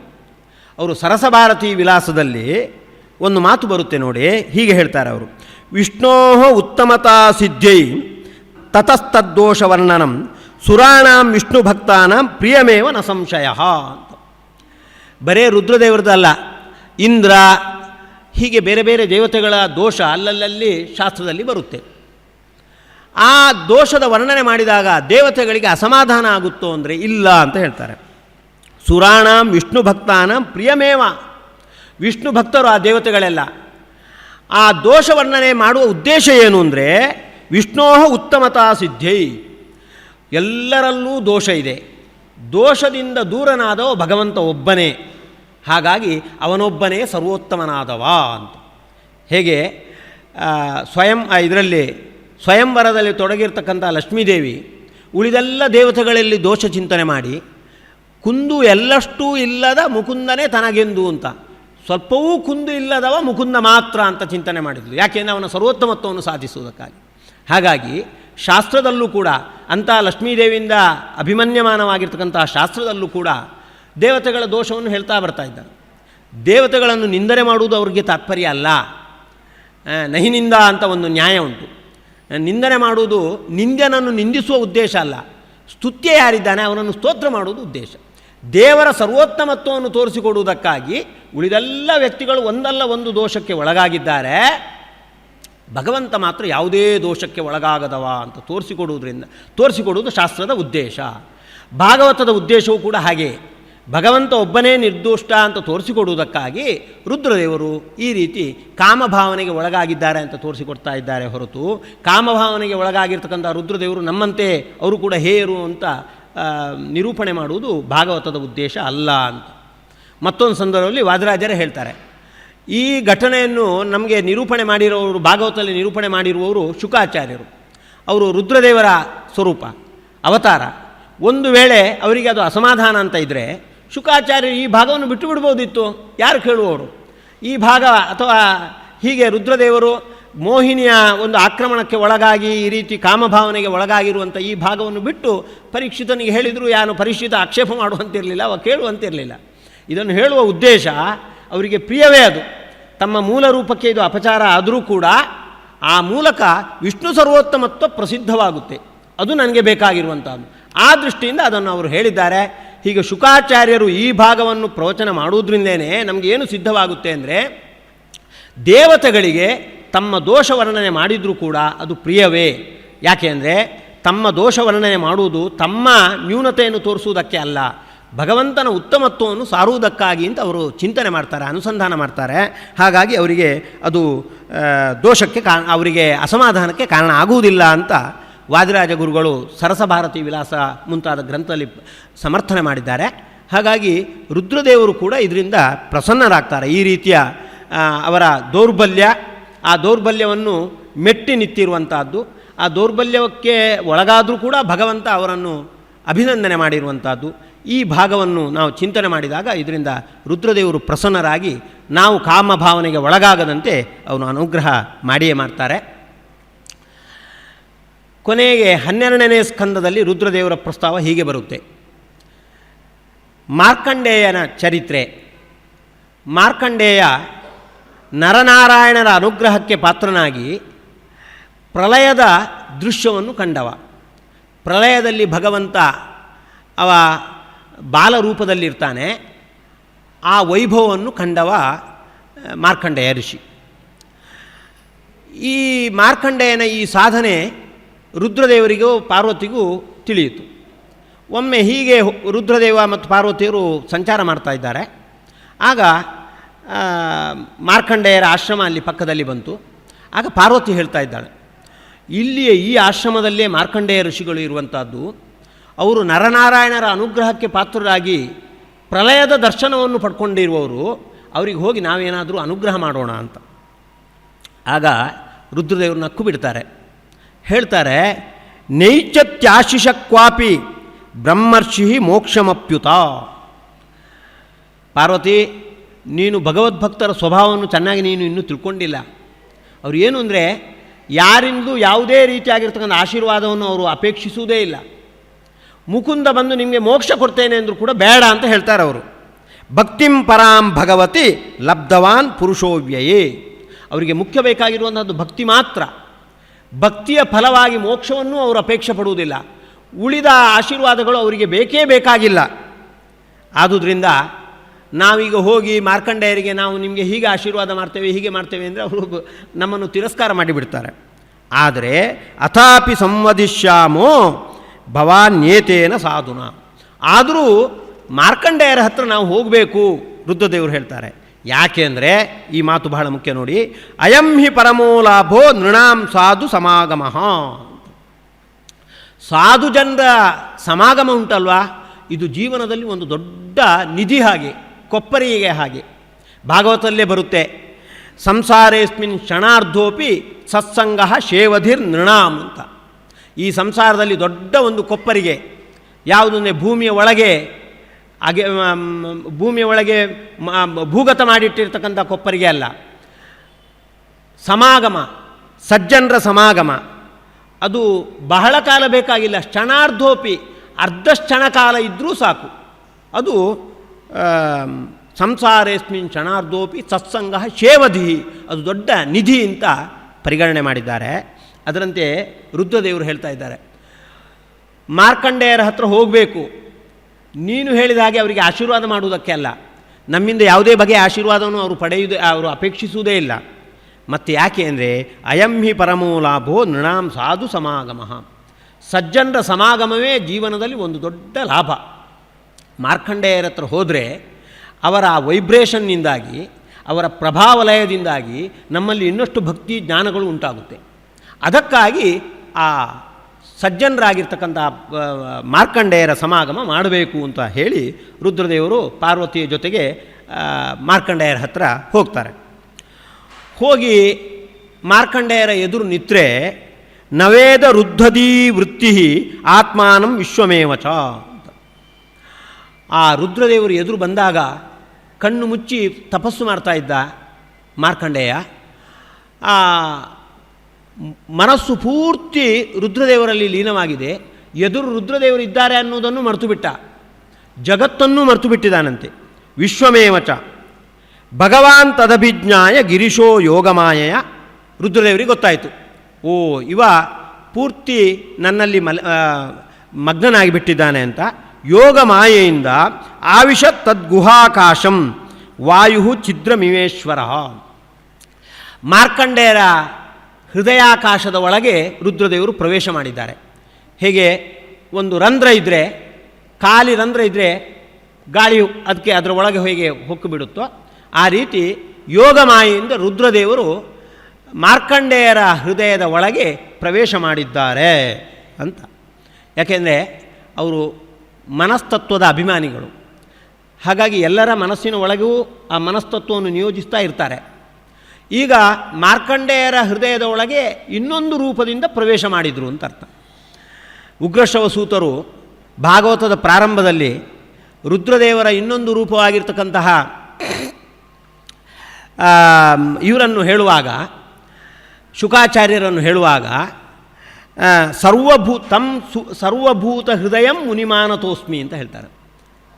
ಸರ್ವಭೂತ ಹೃದಯಂ ಅಂತ. ಎಲ್ಲ ಪ್ರಾಣಿಗಳ ಅಯತೆ ಇತಿ ಹೃದಯ. ಹೃದಯದ ಒಳಗೆ ಹೃದಯವನ್ನು ನಿಯೋಜಿಸುತ್ತಾ, ಮನಸ್ತತ್ವವನ್ನು ನಿಯೋಜಿಸುತ್ತಾ ಇರುವವರು ಅಂತ. ಹೀಗೆ ಸರ್ವಭೂತ ಹೃದಯರಾಗಿರ್ತಕ್ಕಂಥ ರುದ್ರದೇವರು ಆ ಕಾಲದಲ್ಲಿ ಮಾರ್ಕಂಡೇಯನ ಹೃದಯದ ಒಳಗೆ ಇನ್ನೊಂದು ರೂಪದಿಂದ ಹೊಕ್ಕು ಅವನಿಗೆ ಅನುಗ್ರಹ ಮಾಡ್ತಾ ಇದ್ದಾರೆ. ಮತ್ತು ಕೇಳಿದರು, ನಿನಗೇನು ವರ ಬೇಕು ಅಂತ. ಅವನ ಅಕ್ಕುಬಿಟ್ಟರೆ ಏನೂ ಬೇಕಾಗಿಲ್ಲ, ಆದರೂ ಒಂದು ವರ ಕೊಡುವುದಾಗಿದ್ದರೆ ವರಮೇತಂ ಋಣೇತಾಪಿ ಪೂರ್ಣಕಾಮಾಭಿವರ್ಷಣಾತ್ ಭಗವತ್ಯಚ್ಯುತಾಂ ಭಕ್ತಿಂ ತತ್ಪರೇಶು ತಥಾತ್ವಯಿ. ಭಗವಂತನಲ್ಲಿ ಭಕ್ತಿ ಬೇಕು. ಭಕ್ತಿ ಈಗಾಗಲೇ ಇದೆ, ಇಷ್ಟು ಸಾಲದು. ಅಚ್ಯುತಾಂ ಭಕ್ತಿಂ, ಚ್ಯುತಿ ಇಲ್ಲದ ಭಕ್ತಿ. ಚ್ಯುತಿ ಇಲ್ಲದ ಭಕ್ತಿ ಅಂದರೆ ಹೇಗೆ ಅಂದರೆ, ಸುಧಾಕಾರರು ಜಯತೀರ್ಥ ಮುನಿಗಳು ಇದರಲ್ಲಿ ಹೇಳ್ತಾರೆ, ಸುಧಾದಲ್ಲಿ ಹೇಳ್ತಾರೆ, ಭಕ್ತಿ ಅಂದರೆ ಭಗವಂತನ ಪ್ರೇಮ ಪ್ರವಾಹ, ಭಗವಂತನಲ್ಲಿ ಪ್ರೇಮ ಪ್ರವಾಹ ಅದು ಅಚ್ಯುತವಾಗಿರಬೇಕು ಅಂತ. ಅಚ್ಯುತ ಶಬ್ದವನ್ನು ಅವರು ವಿವರಿಸ್ತಾರೆ. ಅಂತರಾಯ ಸಹಸ್ರೇಣಾಪಿ ಅಪ್ರತಿಬದ್ಧ ಅಂತ. ಸಾವಿರ ತೊಡಕುಗಳು ಬಂದರೂ ಕೂಡ ಯಾವುದೇ ರೀತಿಯಾಗಿ ಅದು ಹಿಂಜರಿಯದೆ ಮುಂದುವರಿತಾ ಇರತಕ್ಕಂಥದ್ದು, ಅದು ಅಚ್ಯುತವಾಗಿರುವಂಥದ್ದು, ಅಖಂಡವಾಗಿರ್ತಕ್ಕಂಥದ್ದು. ಅಂತರಾಯ ಸಹಸ್ರೇಣಾಪಿ ಅಪ್ರತಿಬದ್ಧ ಪ್ರೇಮ ಪ್ರವಾಹ ಭಕ್ತಿ ಅಂತ. ಅದೇ ರೀತಿ ಮಾರ್ಕಂಡೇಯರು ಹೇಳ್ತಾ ಇದ್ದಾರೆ, ನನ್ನಲ್ಲಿ ಈಗ ಭಕ್ತಿ ಇದೆ, ಆದರೆ ಮಧ್ಯೆ ಮಧ್ಯೆ ಖಂಡ ಆಗುತ್ತೆ. ಹಾಗಾಗಬಾರ್ದು. ಭಗವತ್ಯಚ್ಯುತಾಂ ಭಕ್ತಿಂ ತತ್ಪರೇಶು ತಥಾತ್ವಯಿ. ಅದೇ ರೀತಿ ಅವನ ಪರರಾಗಿರ್ತಕ್ಕಂಥ ಅವನ ಭಕ್ತರಲ್ಲೂ, ಭಕ್ತ ಶ್ರೇಷ್ಠನಾಗಿರ್ತಕ್ಕಂಥ ನಿನ್ನಲ್ಲೂ ಕೂಡ ನಿಮ್ಮ ಯೋಗ್ಯತೆಗೆ ಅನುಗುಣವಾಗಿ, ಆಯಾ ವ್ಯಕ್ತಿಗಳ ಯೋಗ್ಯತೆಗೆ ಅನುಗುಣವಾಗಿ ಭಕ್ತಿ ಬೇಕು. ಆ ಭಕ್ತಿಯನ್ನು ಕೊಡ್ತಕ್ಕಂಥವ ನೀನು ಮನಸ್ತತ್ವಕ್ಕೆ ಅಭಿಮಾನಿಯಾಗಿರೋದ್ರಿಂದ ಭಕ್ತಿ ಬರಬೇಕಾದ್ರೆ ಮನಸ್ಸಿನ ಮೂಲಕ ಬರಬೇಕಾದದ್ದು. ಹಾಗಾಗಿ ಭಕ್ತಿಯನ್ನು ಕೊಡುವುದರಲ್ಲಿ ನಿನ್ನ ಪಾತ್ರ ಇದೆ, ನನಗೆ ಗೊತ್ತು. ಹಾಗಾಗಿ ನನ್ನ ಮನಸ್ತತ್ವಕ್ಕೆ ಅಭಿಮಾನಿಯಾಗಿದ್ದುಕೊಂಡು ನನಗೆ ಭಕ್ತಿ ಬರುವಂತೆ ಮಾಡು ಅಂತ ದಾಸರು ಹೇಳ್ತಾರಲ್ಲ, ತೈಲಧಾರೆಯಂತೆ ಮನಸ್ಸು ಕೊಡು ಹರಿಯಲ್ಲಿ ಅಂತ ಹೇಳುವ ಹಾಗೆ. ತೈಲಧಾರೆ ಅಂತ, ಅಚ್ಯುತಾಂ ಭಕ್ತಿಂ ಅನ್ನುವುದಕ್ಕೆ ತೈಲಧಾರೆಯಂತೆ. ನೀರಿನ ಧಾರೆಗೂ ತೈಲಧಾರೆಗೂ ಇಷ್ಟು ವ್ಯತ್ಯಾಸ. ನೀರಿನಿಂದ ಧಾರೆ ಹೊಡೆಸಿದರೆ ಮಧ್ಯೆ ಮಧ್ಯೆ ಅದು ತುಂಡು ಆಗುತ್ತೆ, ಆದರೆ ಎಣ್ಣೆಯ ಧಾರೆ ಅದು ಅಖಂಡವಾಗಿರುತ್ತೆ. ಆ ರೀತಿ ಮಾರ್ಕಂಡೇಯರು ಅಚ್ಯುತಾಂ ಭಗವದ್ಭಕ್ತಿಂ ದೇಹಿ ಅಂತ ಹೀಗೆ ಹೇಳಿದ್ದಾರೆ. ಈ ರೀತಿ ರುದ್ರದೇವರು ಭಾಗವತದ ಉಪದೇಶ ನೀಡುವಲ್ಲಿ, ಉಪದೇಶದ ಪರಂಪರೆಯಲ್ಲಿ ಶುಕಾಚಾರ್ಯರಾಗಿ ಪಾಲ್ಗೊಂಡವರು. ಅಷ್ಟು ಮಾತ್ರ ಅಲ್ಲ, ಭಾಗವತದ ಕಥೆಯಲ್ಲೂ ಕೂಡ ಅಲ್ಲಲ್ಲಿ ಪಾಲ್ಗೊಂಡು ತಮ್ಮ ಸಾಧನೆಯ ಮೂಲಕ, ಸಂದೇಶದ ಮೂಲಕ ನಮಗೆ ಸಾಧನಾ ಮಾರ್ಗದಲ್ಲಿ ಬೆಳಕು ಚೆಲ್ಲಿದವರು. ಅಂತಹ ರುದ್ರದೇವರು ನಮ್ಮ ಮೇಲೆ ವಿಶೇಷವಾಗಿ ಅನುಗ್ರಹಿಸಲಿ ಅಂತ ಪ್ರಾರ್ಥಿಸ್ತಾ ಮುಂದೆ ನಾರದರ ಬಗ್ಗೆ ಕಾಣೋಣ. ಯಾಕೆಂದರೆ ನಾವೀಗ ಭಾಗವತ ಉಪದೇಶದ ಪರಂಪರೆಯಲ್ಲಿ ಬಂದಿರತಕ್ಕಂಥ ಚತುರ್ಮುಖನ ಬಗ್ಗೆ ಕಂಡದ್ದಾಯಿತು, ಆಮೇಲೆ ರುದ್ರದೇವರದ್ದಾಯಿತು, ಆಮೇಲೆ ನಾರದರ ಕೊಂಡಿಯಲ್ಲಿ ಅಂದರೆ ಭಾಗವತ ಉಪದೇಶ ಪರಂಪರೆಯಲ್ಲಿ ನಾರದರು ಎಲ್ಲಿ ಕೊಂಡಿಯಾಗಿ ಪಾತ್ರ ವಹಿಸ್ತಾರೆ ಅಂದರೆ, ನಾರಾಯಣ ರೂಪಿ ಪರಮಾತ್ಮ ಚತುರ್ಮುಖನಿಗೆ ಉಪದೇಶ ಮಾಡಿದ. ಚತುರ್ಮುಖ ನಾರದರಿಗೆ ಉಪದೇಶ ಮಾಡಿ, ನೀವು ವೇದವ್ಯಾಸರಲ್ಲಿ ಅದನ್ನು ನಿವೇದನೆ ಮಾಡಿ ವೇದವ್ಯಾಸರ ಮೂಲಕ ಭಾಗವತ ಮುಂದುವರಿಯುತ್ತೆ ಅಂತ ಹೇಳಿರುವಂಥದ್ದು. ಹಾಗಾಗಿ ಭಾಗವತ ಉಪದೇಶದ ಪರಂಪರೆಯಲ್ಲಿ ಮೂರನೇ ಕೊಂಡಿಯಾಗಿ ನಾರಾಯಣನಿಂದ ಚತುರ್ಮುಖನಿಂದ ನಾರದರು ಹೋಗಿ ವೇದವ್ಯಾಸರ ಎದುರು ನಿವೇದಿಸಿಕೊಂಡಿರುವಂಥದ್ದು. ಅವರು ಉಪದೇಶ ನೀಡಿರುವಂಥದ್ದಲ್ಲ, ನಿವೇದಿಸಿಕೊಂಡಿರುವಂಥದ್ದು. ಹೀಗೆ ಭಾಗವತ ಉಪದೇಶ ಪರಂಪರೆಯಲ್ಲಿ ಪಾಲ್ಗೊಂಡಿರ್ತಕ್ಕಂಥವರು ನಾರದರು. ಹಾಗಾಗಿ ನಾರದರು ಭಾಗವತದಲ್ಲಿ ಹೇಗೆ ಪಾಲ್ಗೊಂಡಿದ್ದಾರೆ, ಇದು 4 ಅಂಶಗಳಿಂದ ನಾವು ಕಾಣಬೇಕಾದದ್ದು. ನಾರದರ ಜೀವನದ ಘಟನೆಗಳು, ಅದು ನಮ್ಮ ಜೀವನದಲ್ಲಿ ಹೇಗೆ ಪಾಲ್ಗೊಳ್ಳುತ್ತೆ ಅಂತ. ಉಪದೇಶಕರಾಗಿ ನಾರದರು ಹೇಗೆ ಪಾಲ್ಗೊಂಡಿದ್ದಾರೆ ಅಂತ. ಭಗವತ್ ಕಾರ್ಯ ಸಾಧಕರಾಗಿ ನಾರದರು ಹೇಗೆ ಪಾಲ್ಗೊಂಡಿದ್ದಾರೆ ಅಂತ. ನಾರದರ ಸಂದೇಶಗಳು ಹೇಗೆ ಅಂತ ನಾವು ನೋಡಬೇಕಾಗಿರುವಂಥದ್ದು. ನಾರದರ ಜೀವನದಲ್ಲಿ 2 ಘಟನೆಗಳು. ಒಂದು, ಅವರು ದಾಸೀಪುತ್ರರಾಗಿ ಇದ್ದರು. ದಾಸೀಪುತ್ರರಾಗಲಿಕ್ಕೆ ಏನು ಕಾರಣ ಅಂತ ಆ ಒಂದು ಘಟನೆ. ದಾಸೀಪುತ್ರರಾದವರು ಮುಂದೆ ಅವರು ಚತುರ್ಮುಖನ ಪುತ್ರರಾಗಿ ಅವರು ಕಾಣಿಸಿಕೊಂಡರು. ಅದಕ್ಕೆ ಏನು ಘಟನೆ ಅಂತ ಈ 2 ಘಟನೆಗಳನ್ನು ನಾರದರು ನಿರೂಪಣೆ ಮಾಡ್ತಾ ಇದ್ದಾರೆ. ಮೊದಲು ದಾಸೀಪುತ್ರರಾಗಿ ಯಾಕೆ ಹುಟ್ಟಿದ್ರು ಅದನ್ನು ಅವರು ಯುಧಿಷ್ಠಿರನಿಗೆ ರಾಜಸೂಯೆಯಾಗದ ಸಂದರ್ಭದಲ್ಲಿ, ಇಂದ್ರಪ್ರಸ್ಥದಲ್ಲಿ ರಾಜಸೂಯೆಯಾಗದ ಸಂದರ್ಭದಲ್ಲಿ ಯುಧಿಷ್ಠಿರ ಶಿಶುಪಾಲನ ಬಗ್ಗೆ ವಿಚಾರಿಸ್ತಾ ಇದ್ದಾನೆ. ಆಗ ಅದಕ್ಕೆ ಸಂಬಂಧಪಟ್ಟಂತೆ ನರಸಿಂಹ ಚರಿತ್ರೆಯನ್ನೆಲ್ಲ ತಿಳಿಸಿ ಮತ್ತೆ ಧರ್ಮದ ಬಗ್ಗೆ ಬೆಳಕು ಚೆಲ್ಲಿ ಕೊನೆಗೆ ನನ್ನ ಚರಿತ್ರೆಯನ್ನು ನಾನು ಹೇಳ್ತೇನೆ ಅಂತ ಹೇಳ್ತಾ ಇದ್ದಾರೆ. ಹೇಳಿದರು, ನಾನು ಒಬ್ಬ ಗಂಧರ್ವನಾಗಿದ್ದೆ ಅಂತ ಹೇಳ್ತಾ ಇದ್ದಾರೆ. ಅಹಂ ಪುರಾಭವಂ ಕಶ್ಚಿತ್ ಗಂಧರ್ವ ಉಪಬರ್ಹಣ ಅಂತ ಹೆಸರಿನ ಒಬ್ಬ ಗಂಧರ್ವನಾಗಿದ್ದೆ. ಚೆನ್ನಾಗಿ ಹಾಡ್ತಾ ಇದ್ದೆ, ಒಳ್ಳೆಯ ರೂಪ ಇತ್ತು. ಒಮ್ಮೆ ಒಂದು ದೇವಸತ್ರದಲ್ಲಿ ನನ್ನನ್ನು ಹಾಡಲಿಕ್ಕಾಗಿ ಕರೆದಿದ್ರು. ಹರಿಗಾತೋಪಗಾಯನೆ, ನೀವು ಬಂದು ಉಪಬರ್ಹಣ, ನೀನು ಬಂದು ಈ ದೇವಸತ್ರದಲ್ಲಿ ಆ ಭಗವಂತನ ಹಾಡನ್ನು ನೀವು ಹಾಡಬೇಕು ಅಂತ ಅವರು ಆಹ್ವಾನ ಕೊಟ್ಟಿದ್ದರು. ನಾರದರು ಹೋದರು. ಅವರು ಉಪಬರ್ಹಣ ಗಂಧರ್ವರಾಗಿದ್ದರು. ಹೇಗೆ ಹೋದರು ಅಂದರೆ, ಸ್ತ್ರೀಭಿ ಪರಿವೃತೋ ಗತಃ, ಸ್ತ್ರೀಯರಿಂದ ಕೂಡಿಕೊಂಡು ಹೋದ್ರಂತೆ. ಹೋದ ಕೂಡಲೇ ಜ್ಞಾತ್ವಾ ವಿಶ್ವಸೃಜಸ್ತನ್ಮೇ ಹೇಳಲಂ ಶೇಪುರಂಜಸ, ಅಷ್ಟು ಮಾತ್ರಕ್ಕೆ ಆ ಋಷಿಗಳು, ಆ ದೇವತೆಗಳೆಲ್ಲ ಇವರ ಕಾಮಲಂಪಟನವನ್ನು ಕಂಡು ಇವರಿಗೆ ಶಾಪ ಕೊಟ್ಟು ಬಿಟ್ಟರು ಅಂತ. ನಾರದರು ಏನು ತಪ್ಪು ಮಾಡಿದರು ಅಂತ ಅಲ್ಲಿ ಸ್ಪಷ್ಟ ಇಲ್ಲ. ಅವರು ಇಷ್ಟೇ ಮಾಡಿದ್ದು, ಸ್ತ್ರೀಭಿ ಪರಿವೃತೋ ಗತಃ, ಸ್ತ್ರೀಯರಿಂದ ಕೂಡಿಕೊಂಡು ಹೋಗಿ ಅಲ್ಲಿ ಹಾಡಬೇಕು ಅಂತ ಇದ್ದರು, ಸ್ತ್ರೀಯರಿಂದ ಕೂಡಿಕೊಂಡು ಹೋದರು ಅಷ್ಟೇ. ಜ್ಞಾತ್ವಾ ವಿಶ್ವಸೃಜಸ್ತನ್ಮೇ ಹೇಳನಂ ಶೇಪುರಂಜಸ, ಇದು ದೇವತೆಗಳಿಗೆ ಮಾಡಿದ ಒಂದು ಹೇಳನ, ಇದು ನಿಂದನೆ ಅಂತ ತಿಳ್ಕೊಂಡು ಆ ವಿಶ್ವಸೃಜ ಆಗಿರ್ತಕ್ಕಂಥ ದೇವತೆಗಳೆಲ್ಲ ಇವರಿಗೆ ಶಾಪ ಕೊಟ್ಟು ಬಿಟ್ಟರು. ಏನು ಅಂದರೆ, ನೀನು ದಾಸೀಪುತ್ರನಾಗಿ ಹುಟ್ಟು ಅಂತ ಶಾಪ ಕೊಟ್ಟು ಬಿಟ್ಟರು ಅಂತ ಹೀಗೆ ಬರುತ್ತೆ. ಇಲ್ಲಿ ನಾರದರ ತಪ್ಪು ಏನು, ಆ ಗಂಧರ್ವ ಮಾಡಿರ್ತಕ್ಕಂಥ ತಪ್ಪು ಏನು ಅಂದರೆ, ಸ್ತ್ರೀಯರಿಂದ ಕೂಡಿಕೊಂಡು ಹೋದದ್ದೇ ತಪ್ಪಲ್ಲ. ಸ್ತ್ರೀಯರಿಂದ ಕೂಡಿಕೊಂಡು ಯಾಕೆ ಹೋದ ಗಂಧರ್ವ ಅಂದರೆ, ಆ ಸ್ತ್ರೀಯರ ಎದುರು ನಾನು ಹಾಡಬೇಕು, ಆ ಸ್ತ್ರೀಯರಿಂದ ನಾನು ಶಹಬಾಷ್ಗಿರಿ ಪಡ್ಕೊಳ್ಬೇಕು ಅಂತ ಅವನ ಚಾಪಲ್ಯ, ಅದು ಗೊತ್ತಾಯಿತು. ಇಲ್ಲಿದ್ರೆ ಅವನನ್ನು ಕರೆದದ್ದು ಯಾಕೆ ಅಂದರೆ, ದೇವರ ಸೇವೆ ಮಾಡು, ಆ ಸತ್ರಕ್ಕೆ ಬಂದು ದೇವರ ಸೇವೆ ಮಾಡು ಅಂತ ಅವರು ಕರೆದದ್ದು. ಇವ ಸ್ತ್ರೀಯರನ್ನು ಕರ್ಕೊಂಡು ಹೋಗಬೇಕಾಗಿರಲಿಲ್ಲ. ಸ್ತ್ರೀಯರನ್ನು ಕರ್ಕೊಂಡು ಹೋಗುವ ಉದ್ದೇಶ ಆ ಸ್ತ್ರೀಯರ ಎದುರು ಹಾಡಿ ಅವರನ್ನು ಸಂತೋಷಪಡಿಸಬೇಕು ಅಂತ. ದೇವರು ನಮಗೆ ಸಂಪತ್ತು ಕೊಟ್ಟಿರುವಂಥದ್ದು, ಅದು ಗಾನ ಸಂಪತ್ತಾಗಿರ್ಬೋದು ಅಥವಾ ಪ್ರವಚನದ ಸಂಪತ್ತಾಗಿರ್ಬೋದು, ಇನ್ನು ಯಾವುದೇ ಸಂಪತ್ತಾಗಿರ್ಬೋದು, ಮುಖ್ಯವಾಗಿ ದೇವರನ್ನು ಸಂತೋಷಪಡಿಸುವ ಉದ್ದೇಶಕ್ಕಾಗಿ. ಅದನ್ನು ನಾವು ದುರುಪಯೋಗಪಡಿಸಿದರೆ ಅದು ದೇವರ ಒಂದು ಅವಕೃಪೆಗೆ ನಾವು ಪಾತ್ರ ಆಗಬೇಕಾಗುತ್ತೆ. ಇದಕ್ಕೆ ಒಳ್ಳೆಯ ನಿದರ್ಶನ ಉಪಬರ್ಹಣ ಅನ್ನತಕ್ಕಂಥ ಗಂಧರ್ವ. ಅವ ಏನು ತಪ್ಪು ಮಾಡಿಲ್ಲ, ಸ್ತ್ರೀಯರಿಂದ ಕೂಡಿಕೊಂಡು ಅಲ್ಲಿಗೆ ಹೋದ. ಅವನ ಉದ್ದೇಶ ಏನಿತ್ತು ಅಂದರೆ ಆ ಸ್ತ್ರೀಯರ ಎದುರು ಹಾಡಿ ಅವರನ್ನು ಸಂತೋಷಪಡಿಸುವಂಥದ್ದು. ಹಾಗಾಗಬಾರ್ದು. ಛಾಂದೋಗ್ಯೋಪನಿಷತ್ತಲ್ಲಿ ಬರುತ್ತೆ, ರಾಜನ ಎದುರು ಒಬ್ಬ ವೀಣೆಯನ್ನು ಬಾರಿಸ್ತಾ ಇದ್ದರೆ ರಾಜ ಮುಖ್ಯವಾಗಿ ಕೇಳುವುದಲ್ಲ, ರಾಜನ ಒಳಗಿರುವ ದೇವರು ಮುಖ್ಯವಾಗಿ ಕೇಳುವುದು ಅಂತ. ಅಂದರೆ ಆ ಅನುಸಂಧಾನ ಹಾಗಿರಬೇಕು, ಹಾಡುವವನಿಗೆ ಅನುಸಂಧಾನ. ರಾಜನ ಎದುರು ನಾನು ಹಾಡ್ತಾ ಇದ್ದೇನೆ ರಾಜನ ಸಂತೋಷಕ್ಕಾಗಿ ಅಲ್ಲ, ರಾಜನ ಒಳಗಿರುವ ದೇವರ ಸಂತೋಷಕ್ಕಾಗಿ ಅಂತ. ಹಾಗಾಗಿ ಇವನು ಉಪಬರ್ಹಣನು ಕೂಡ ಅದೇ ರೀತಿ ಅನುಸಂಧಾನ ತಾಳಬೇಕಿತ್ತು. ಋಷಿಗಳೆಲ್ಲ ಕರೆದಿದ್ದಾರೆ, ಆ ಸಭೆಗೆ ಹೋಗಬೇಕು, ನಾನು ಹಾಡಬೇಕು, ದೇವರನ್ನು ಸಂತೋಷಪಡಿಸಬೇಕು ಅಂತ. ಆದರೆ ಕ್ಷುಲ್ಲಕ ಭಾವನೆಗೆ ಒಳಗಾದ. ಸ್ತ್ರೀಯರನ್ನು ಸಂತೋಷಪಟ್ಟು ಅವರ ಅಭಿನಂದನೆಗೆ ನಾನು ಪಾತ್ರ ಆಗಬೇಕು ಅಂತ. ಈ ಒಂದು ವಿಚಾರವೇ ತಪ್ಪು ಅಂತ ಅದನ್ನು ತಿಳ್ಕೊಂಡು ಅವರೆಲ್ಲ ಅವನಿಗೆ ಶಾಪ ಕೊಟ್ಟು ಬಿಟ್ಟಿದ್ದಾರೆ. ಹಾಗಾಗಿ ಅವ ದಾಸಿ ಪುತ್ರನಾಗಿ ಹುಟ್ಟಿದ್ದಾನೆ ಅಂತ ಇದನ್ನು ನಾರದರೇ ಹೇಳುವಂಥದ್ದು, ಯುಧಿಷ್ಠಿರನ ಎದುರು ಹೇಳುವಂಥದ್ದು. ಯಾಕೆ ಹೇಳಿದ್ದಾರೆ ಅಂದರೆ ತನ್ನ ಚರಿತ್ರೆಯನ್ನು ತಿಳಿಸುವುದೇ ಅವರ ಉದ್ದೇಶ ಅಲ್ಲ, ಉಳಿದವರಿಗೆ ಮಾರ್ಗದರ್ಶನ ನೀಡುವಂಥದ್ದು, ಉಳಿದವರಿಗೆ ಉಪದೇಶ ನೀಡುವಂಥದ್ದು. ನಿಮ್ಮಲ್ಲಿ ದೇವರು ಕೊಟ್ಟಿರ್ತಕ್ಕಂಥ ಯಾವುದೇ ಒಂದು ಸಂಪತ್ತಿದ್ರೆ ಅದು ಗಾನದ ಸಂಪತ್ತು ಆಗ್ಬೋದು, ಅಥವಾ ಪ್ರವಚನ ಸಂಪತ್ತು ಆಗ್ಬೋದು, ಚಿತ್ರದ ಸಂಪತ್ತು ಆಗ್ಬೋದು, ಯಾವುದೇ ಒಂದು ಬೇರೆ ಬೇರೆ ಸಂಪತ್ತು ಒಬ್ಬೊಬ್ಬರಲ್ಲಿ ಇರುತ್ತೆ. ಆ ಸಂಪತ್ತನ್ನು ಮುಖ್ಯವಾಗಿ ದೇವರ ಪ್ರೀತಿಗಾಗಿಯೇ, ನೀವು ಹರಿಗುರುಗಳ ಪ್ರೀತಿಗಾಗಿಯೇ ಅದನ್ನು ಬಳಸ್ಕೊಳ್ಬೇಕಾದ್ದು. ಉಳಿದವರು ಗೌಣವಾಗಿ ಅದರ ಪ್ರಯೋಜನ ಪಡ್ಕೊಳ್ಬೋದು.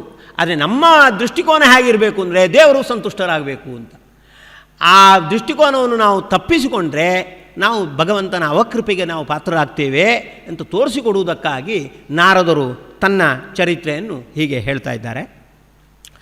ಹೀಗೆ ಅವರು ದಾಸಿಪುತ್ರರಾಗಿ ಹುಟ್ಟಿದರು. ದಾಸಿಪುತ್ರರಾಗಿ ಹುಟ್ಟಿದಾಗ ಅವರಿಗೊಂದು ದೊಡ್ಡ ನಿಧಿ ದೊರಕಿತು.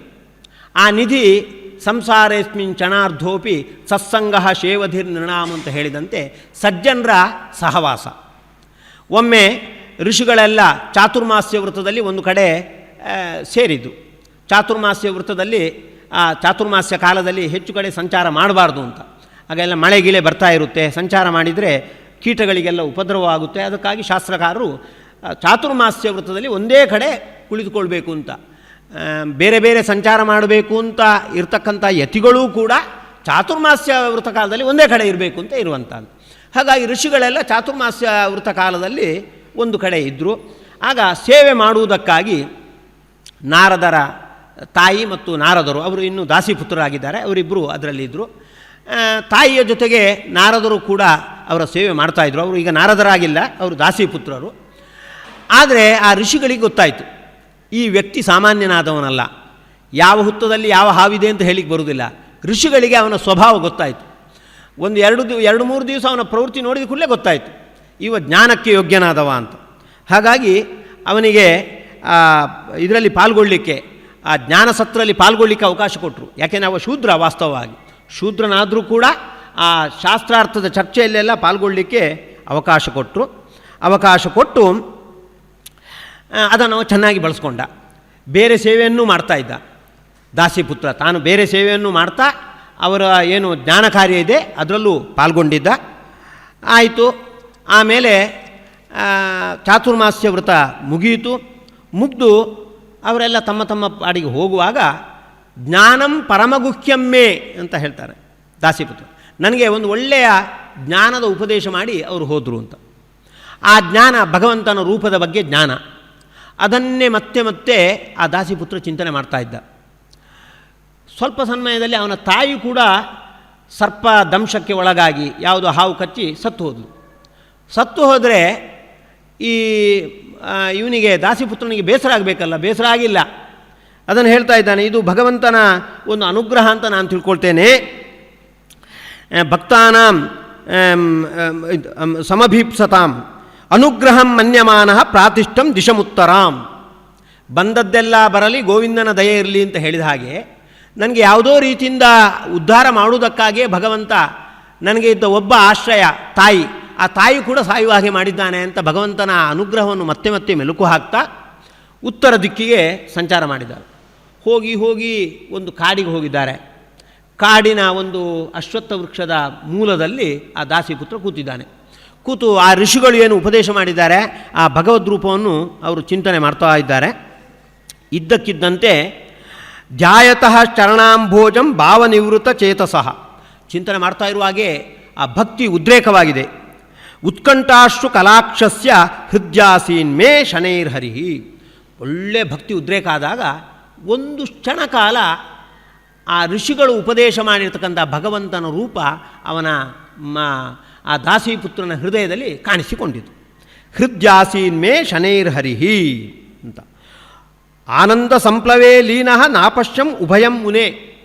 ಆನಂದ ನಿಧಿಯಾಗದವ ಭಗವಂತ, ಅವನನ್ನು ಕಾಣುವಾಗ ಎಲ್ಲಿಲ್ಲದ ಆನಂದ, ಆ ಆನಂದದ ಒಂದು ಸಂಪ್ಲವದಲ್ಲೇ, ಆನಂದದ ರಾಶಿಯಲ್ಲೇ ಮಗ್ನನಾದವ ನನಗೆ ಮತ್ತೊಂದು ಜಗತ್ತೇ ಕಂಡಿಲ್ಲ, ಅಷ್ಟು ಆ ಭಗವದ್ ರೂಪದಲ್ಲಿ ನಾನು ಮಗ್ನನಾದೆ. ಹಾಗೆ ಪುನಃ ಪುನಃ ಭಗವದ್ ರೂಪವನ್ನು ಕಾಣಬೇಕು ಅಂದಾಗ ಅದು ಕಾಣಲಿಕ್ಕೆ ಸಿಕ್ಕಿಲ್ಲ. ಆಗ ಒಂದು ಅಶರೀರವಾಣಿಯಾಯಿತು. ಹಂತಾಸ್ಮಿನ್ ಜನ್ಮನಿ ಭವಾನ್ ನಮಾಂ ದ್ರಷ್ಟು ಮಿಹಾರ್ಹಸಿ. ಈ ಜನ್ಮದಲ್ಲಿ ನಿನಗೆ ಇಷ್ಟೇ ದರ್ಶನ ಮಾಡಲಿಕ್ಕೆ ಅವಕಾಶ ಇರುವಂಥದ್ದು. ಸಕೃದ್ಯದರ್ಶಿತಂ ರೂಪಂ ಏತತ್ ಕಾಮಾಯ ತೇನಗ. ಒಮ್ಮೆ ನೀನು ದೇವರ ದರ್ಶನ ಮಾಡಿದ್ದಿ, ಇದರಿಂದೇನೆ ನಿನ್ನ ಸಾಧನೆ ನಡೀಲಿಕ್ಕೆ ಏನು ಬೇಕೋ ಅವೆಲ್ಲ ಸಿದ್ಧಿ ನಿನ್ನಲ್ಲಿ ಆಗುವಂತಾಯಿತು ಅಂತ ಹೇಳಿ ಆ ಅಶರೀರವಾಣಿ ಅವನಿಗೆ, ಆ ದಾಸಿಪುತ್ರನಿಗೆ ಸೂಚನೆ ನೀಡಿತು. ಕ್ರಮೇಣ ತನ್ನ ಸಾಧನೆಯನ್ನು ಮುಂದುವರಿಸ್ತಾ ಇದ್ದ. ಆ ಪಾಂಚಭೌತಿಕ ಶರೀರವನ್ನು ಬಿಟ್ಟು ಮುಂದೆ ಚತುರ್ಮುಖನ ಶರೀರವನ್ನು ಪ್ರವೇಶ ಮಾಡಿ ಮರೀಚಿ ಮುಂತಾಗಿರ್ತಕ್ಕಂಥ ಋಷಿಗಳು ಹುಟ್ಟಿದಂತೆ ಮರೀಚಿ ಮಿಶ್ರ ಋಷಯ ಪ್ರಾಣೇಭ್ಯೋಹಂಚ ಜಜ್ಞಿರೇ. ಮರೀಚಿ ಮುಂತಾದವರು ಹೇಗೆ ಚತುರ್ಮುಖನ ಬೇರೆ ಬೇರೆ ಅಂಗದಿಂದ ಹುಟ್ಟಿದ್ರೋ ಅದೇ ರೀತಿ ನಾರದರು ಕೂಡ ಚತುರ್ಮುಖನ ಶರೀರದಿಂದ ಒಂದು ಅಂಗದಿಂದ. ಯಾವ ಅಂಗ ಅಂದರೆ ಉತ್ಸಂಗ ನಾರದೋ ಜಜ್ಞೆ ಅಂತ ಇನ್ನೊಂದು ಕಡೆ ಬರುತ್ತೆ. ಅವರ ತೊಡೆಯಿಂದ ಹುಟ್ಟಿರ್ತಕ್ಕಂಥವರು ನಾರದರು. ಹೀಗೆ ನಾರದರು ಸಜ್ಜನರ ಸಹವಾಸದಿಂದಾಗಿ ಅವರು ದಾಸೀಪುತ್ರರಾಗಿದ್ದರೂ ಕೂಡ ಮುಂದಿನ ಜನ್ಮದಲ್ಲಿ ಚತುರ್ಮುಖನ ತೊಡೆಯಿಂದ ಹುಟ್ಟುವಷ್ಟು ಒಂದು ದೊಡ್ಡ ಸೌಭಾಗ್ಯವನ್ನು ಪಡೆದರು. ಇದನ್ನು ನಾರದರೇ ವೇದವ್ಯಾಸರ ಎದುರು ನಿರೂಪಣೆ ಮಾಡುವಂಥದ್ದು. ಇಂತಹ ಒಂದು ಸೌಭಾಗ್ಯ ನನಗೆ ಸಜ್ಜನರ ಸಮಾಗಮದಿಂದ ಬಂತು. ಹಾಗಾಗಿ ಎಲ್ಲ ಸಾಧಕರು ಆದಷ್ಟು ಜೀವನದಲ್ಲಿ ಸಜ್ಜನರ ಸಮಾಗಮ ಆಗುವಂತೆ ಪ್ರಯತ್ನ ಪಡಬೇಕು ಅಂತ ಬೆಳಕು ಚೆಲ್ಲುವುದಕ್ಕಾಗಿ ತನ್ನ ಚರಿತ್ರೆಯನ್ನು ಅವರು ತಿಳಿಸಿದ್ದಾರೆ ಅಂತ ಹೇಳ್ತಾ ಈ ಪ್ರವಚನವನ್ನು ಕೃಷ್ಣನ ಪಾದಾರವಿಂದದಲ್ಲಿ ಅರ್ಪಿಸ್ತಾ ಇದ್ದೇನೆ. ಯಸ್ ಸರ್ವಗುಣ ಸಂಪೂರ್ಣ ಸರ್ವದೋಷ ವಿವರ್ಜಿತ ಪ್ರಿಯತಾಂ ಪ್ರೀತೇವಾಲಂ ವಿಷ್ಣುರ್ಮೇ ಪರಮಸ್ಸುಹೃತ್ ಕೃಷ್ಣಾಪ್ಮೇ ಪರಮಸ್ಸುಹೃತ್ ಕೃಷ್ಣಾಪ್ಮೇ ಪರಮಸ್ಸುಹೃತ್ ಕೃಷ್ಣಾಪ್ಮೇ ಪರಮಸ್ಸುಹೃತ್ ಕೃಷ್ಣಾಪ್ಮೇ ಪರಮಸ್ಸುಹೃತ್ ಕೃಷ್ಣಾಪ್ಮೇ ಪರಮಸ್ಸುಹೃತ್ ಕೃಷ್ಣಾ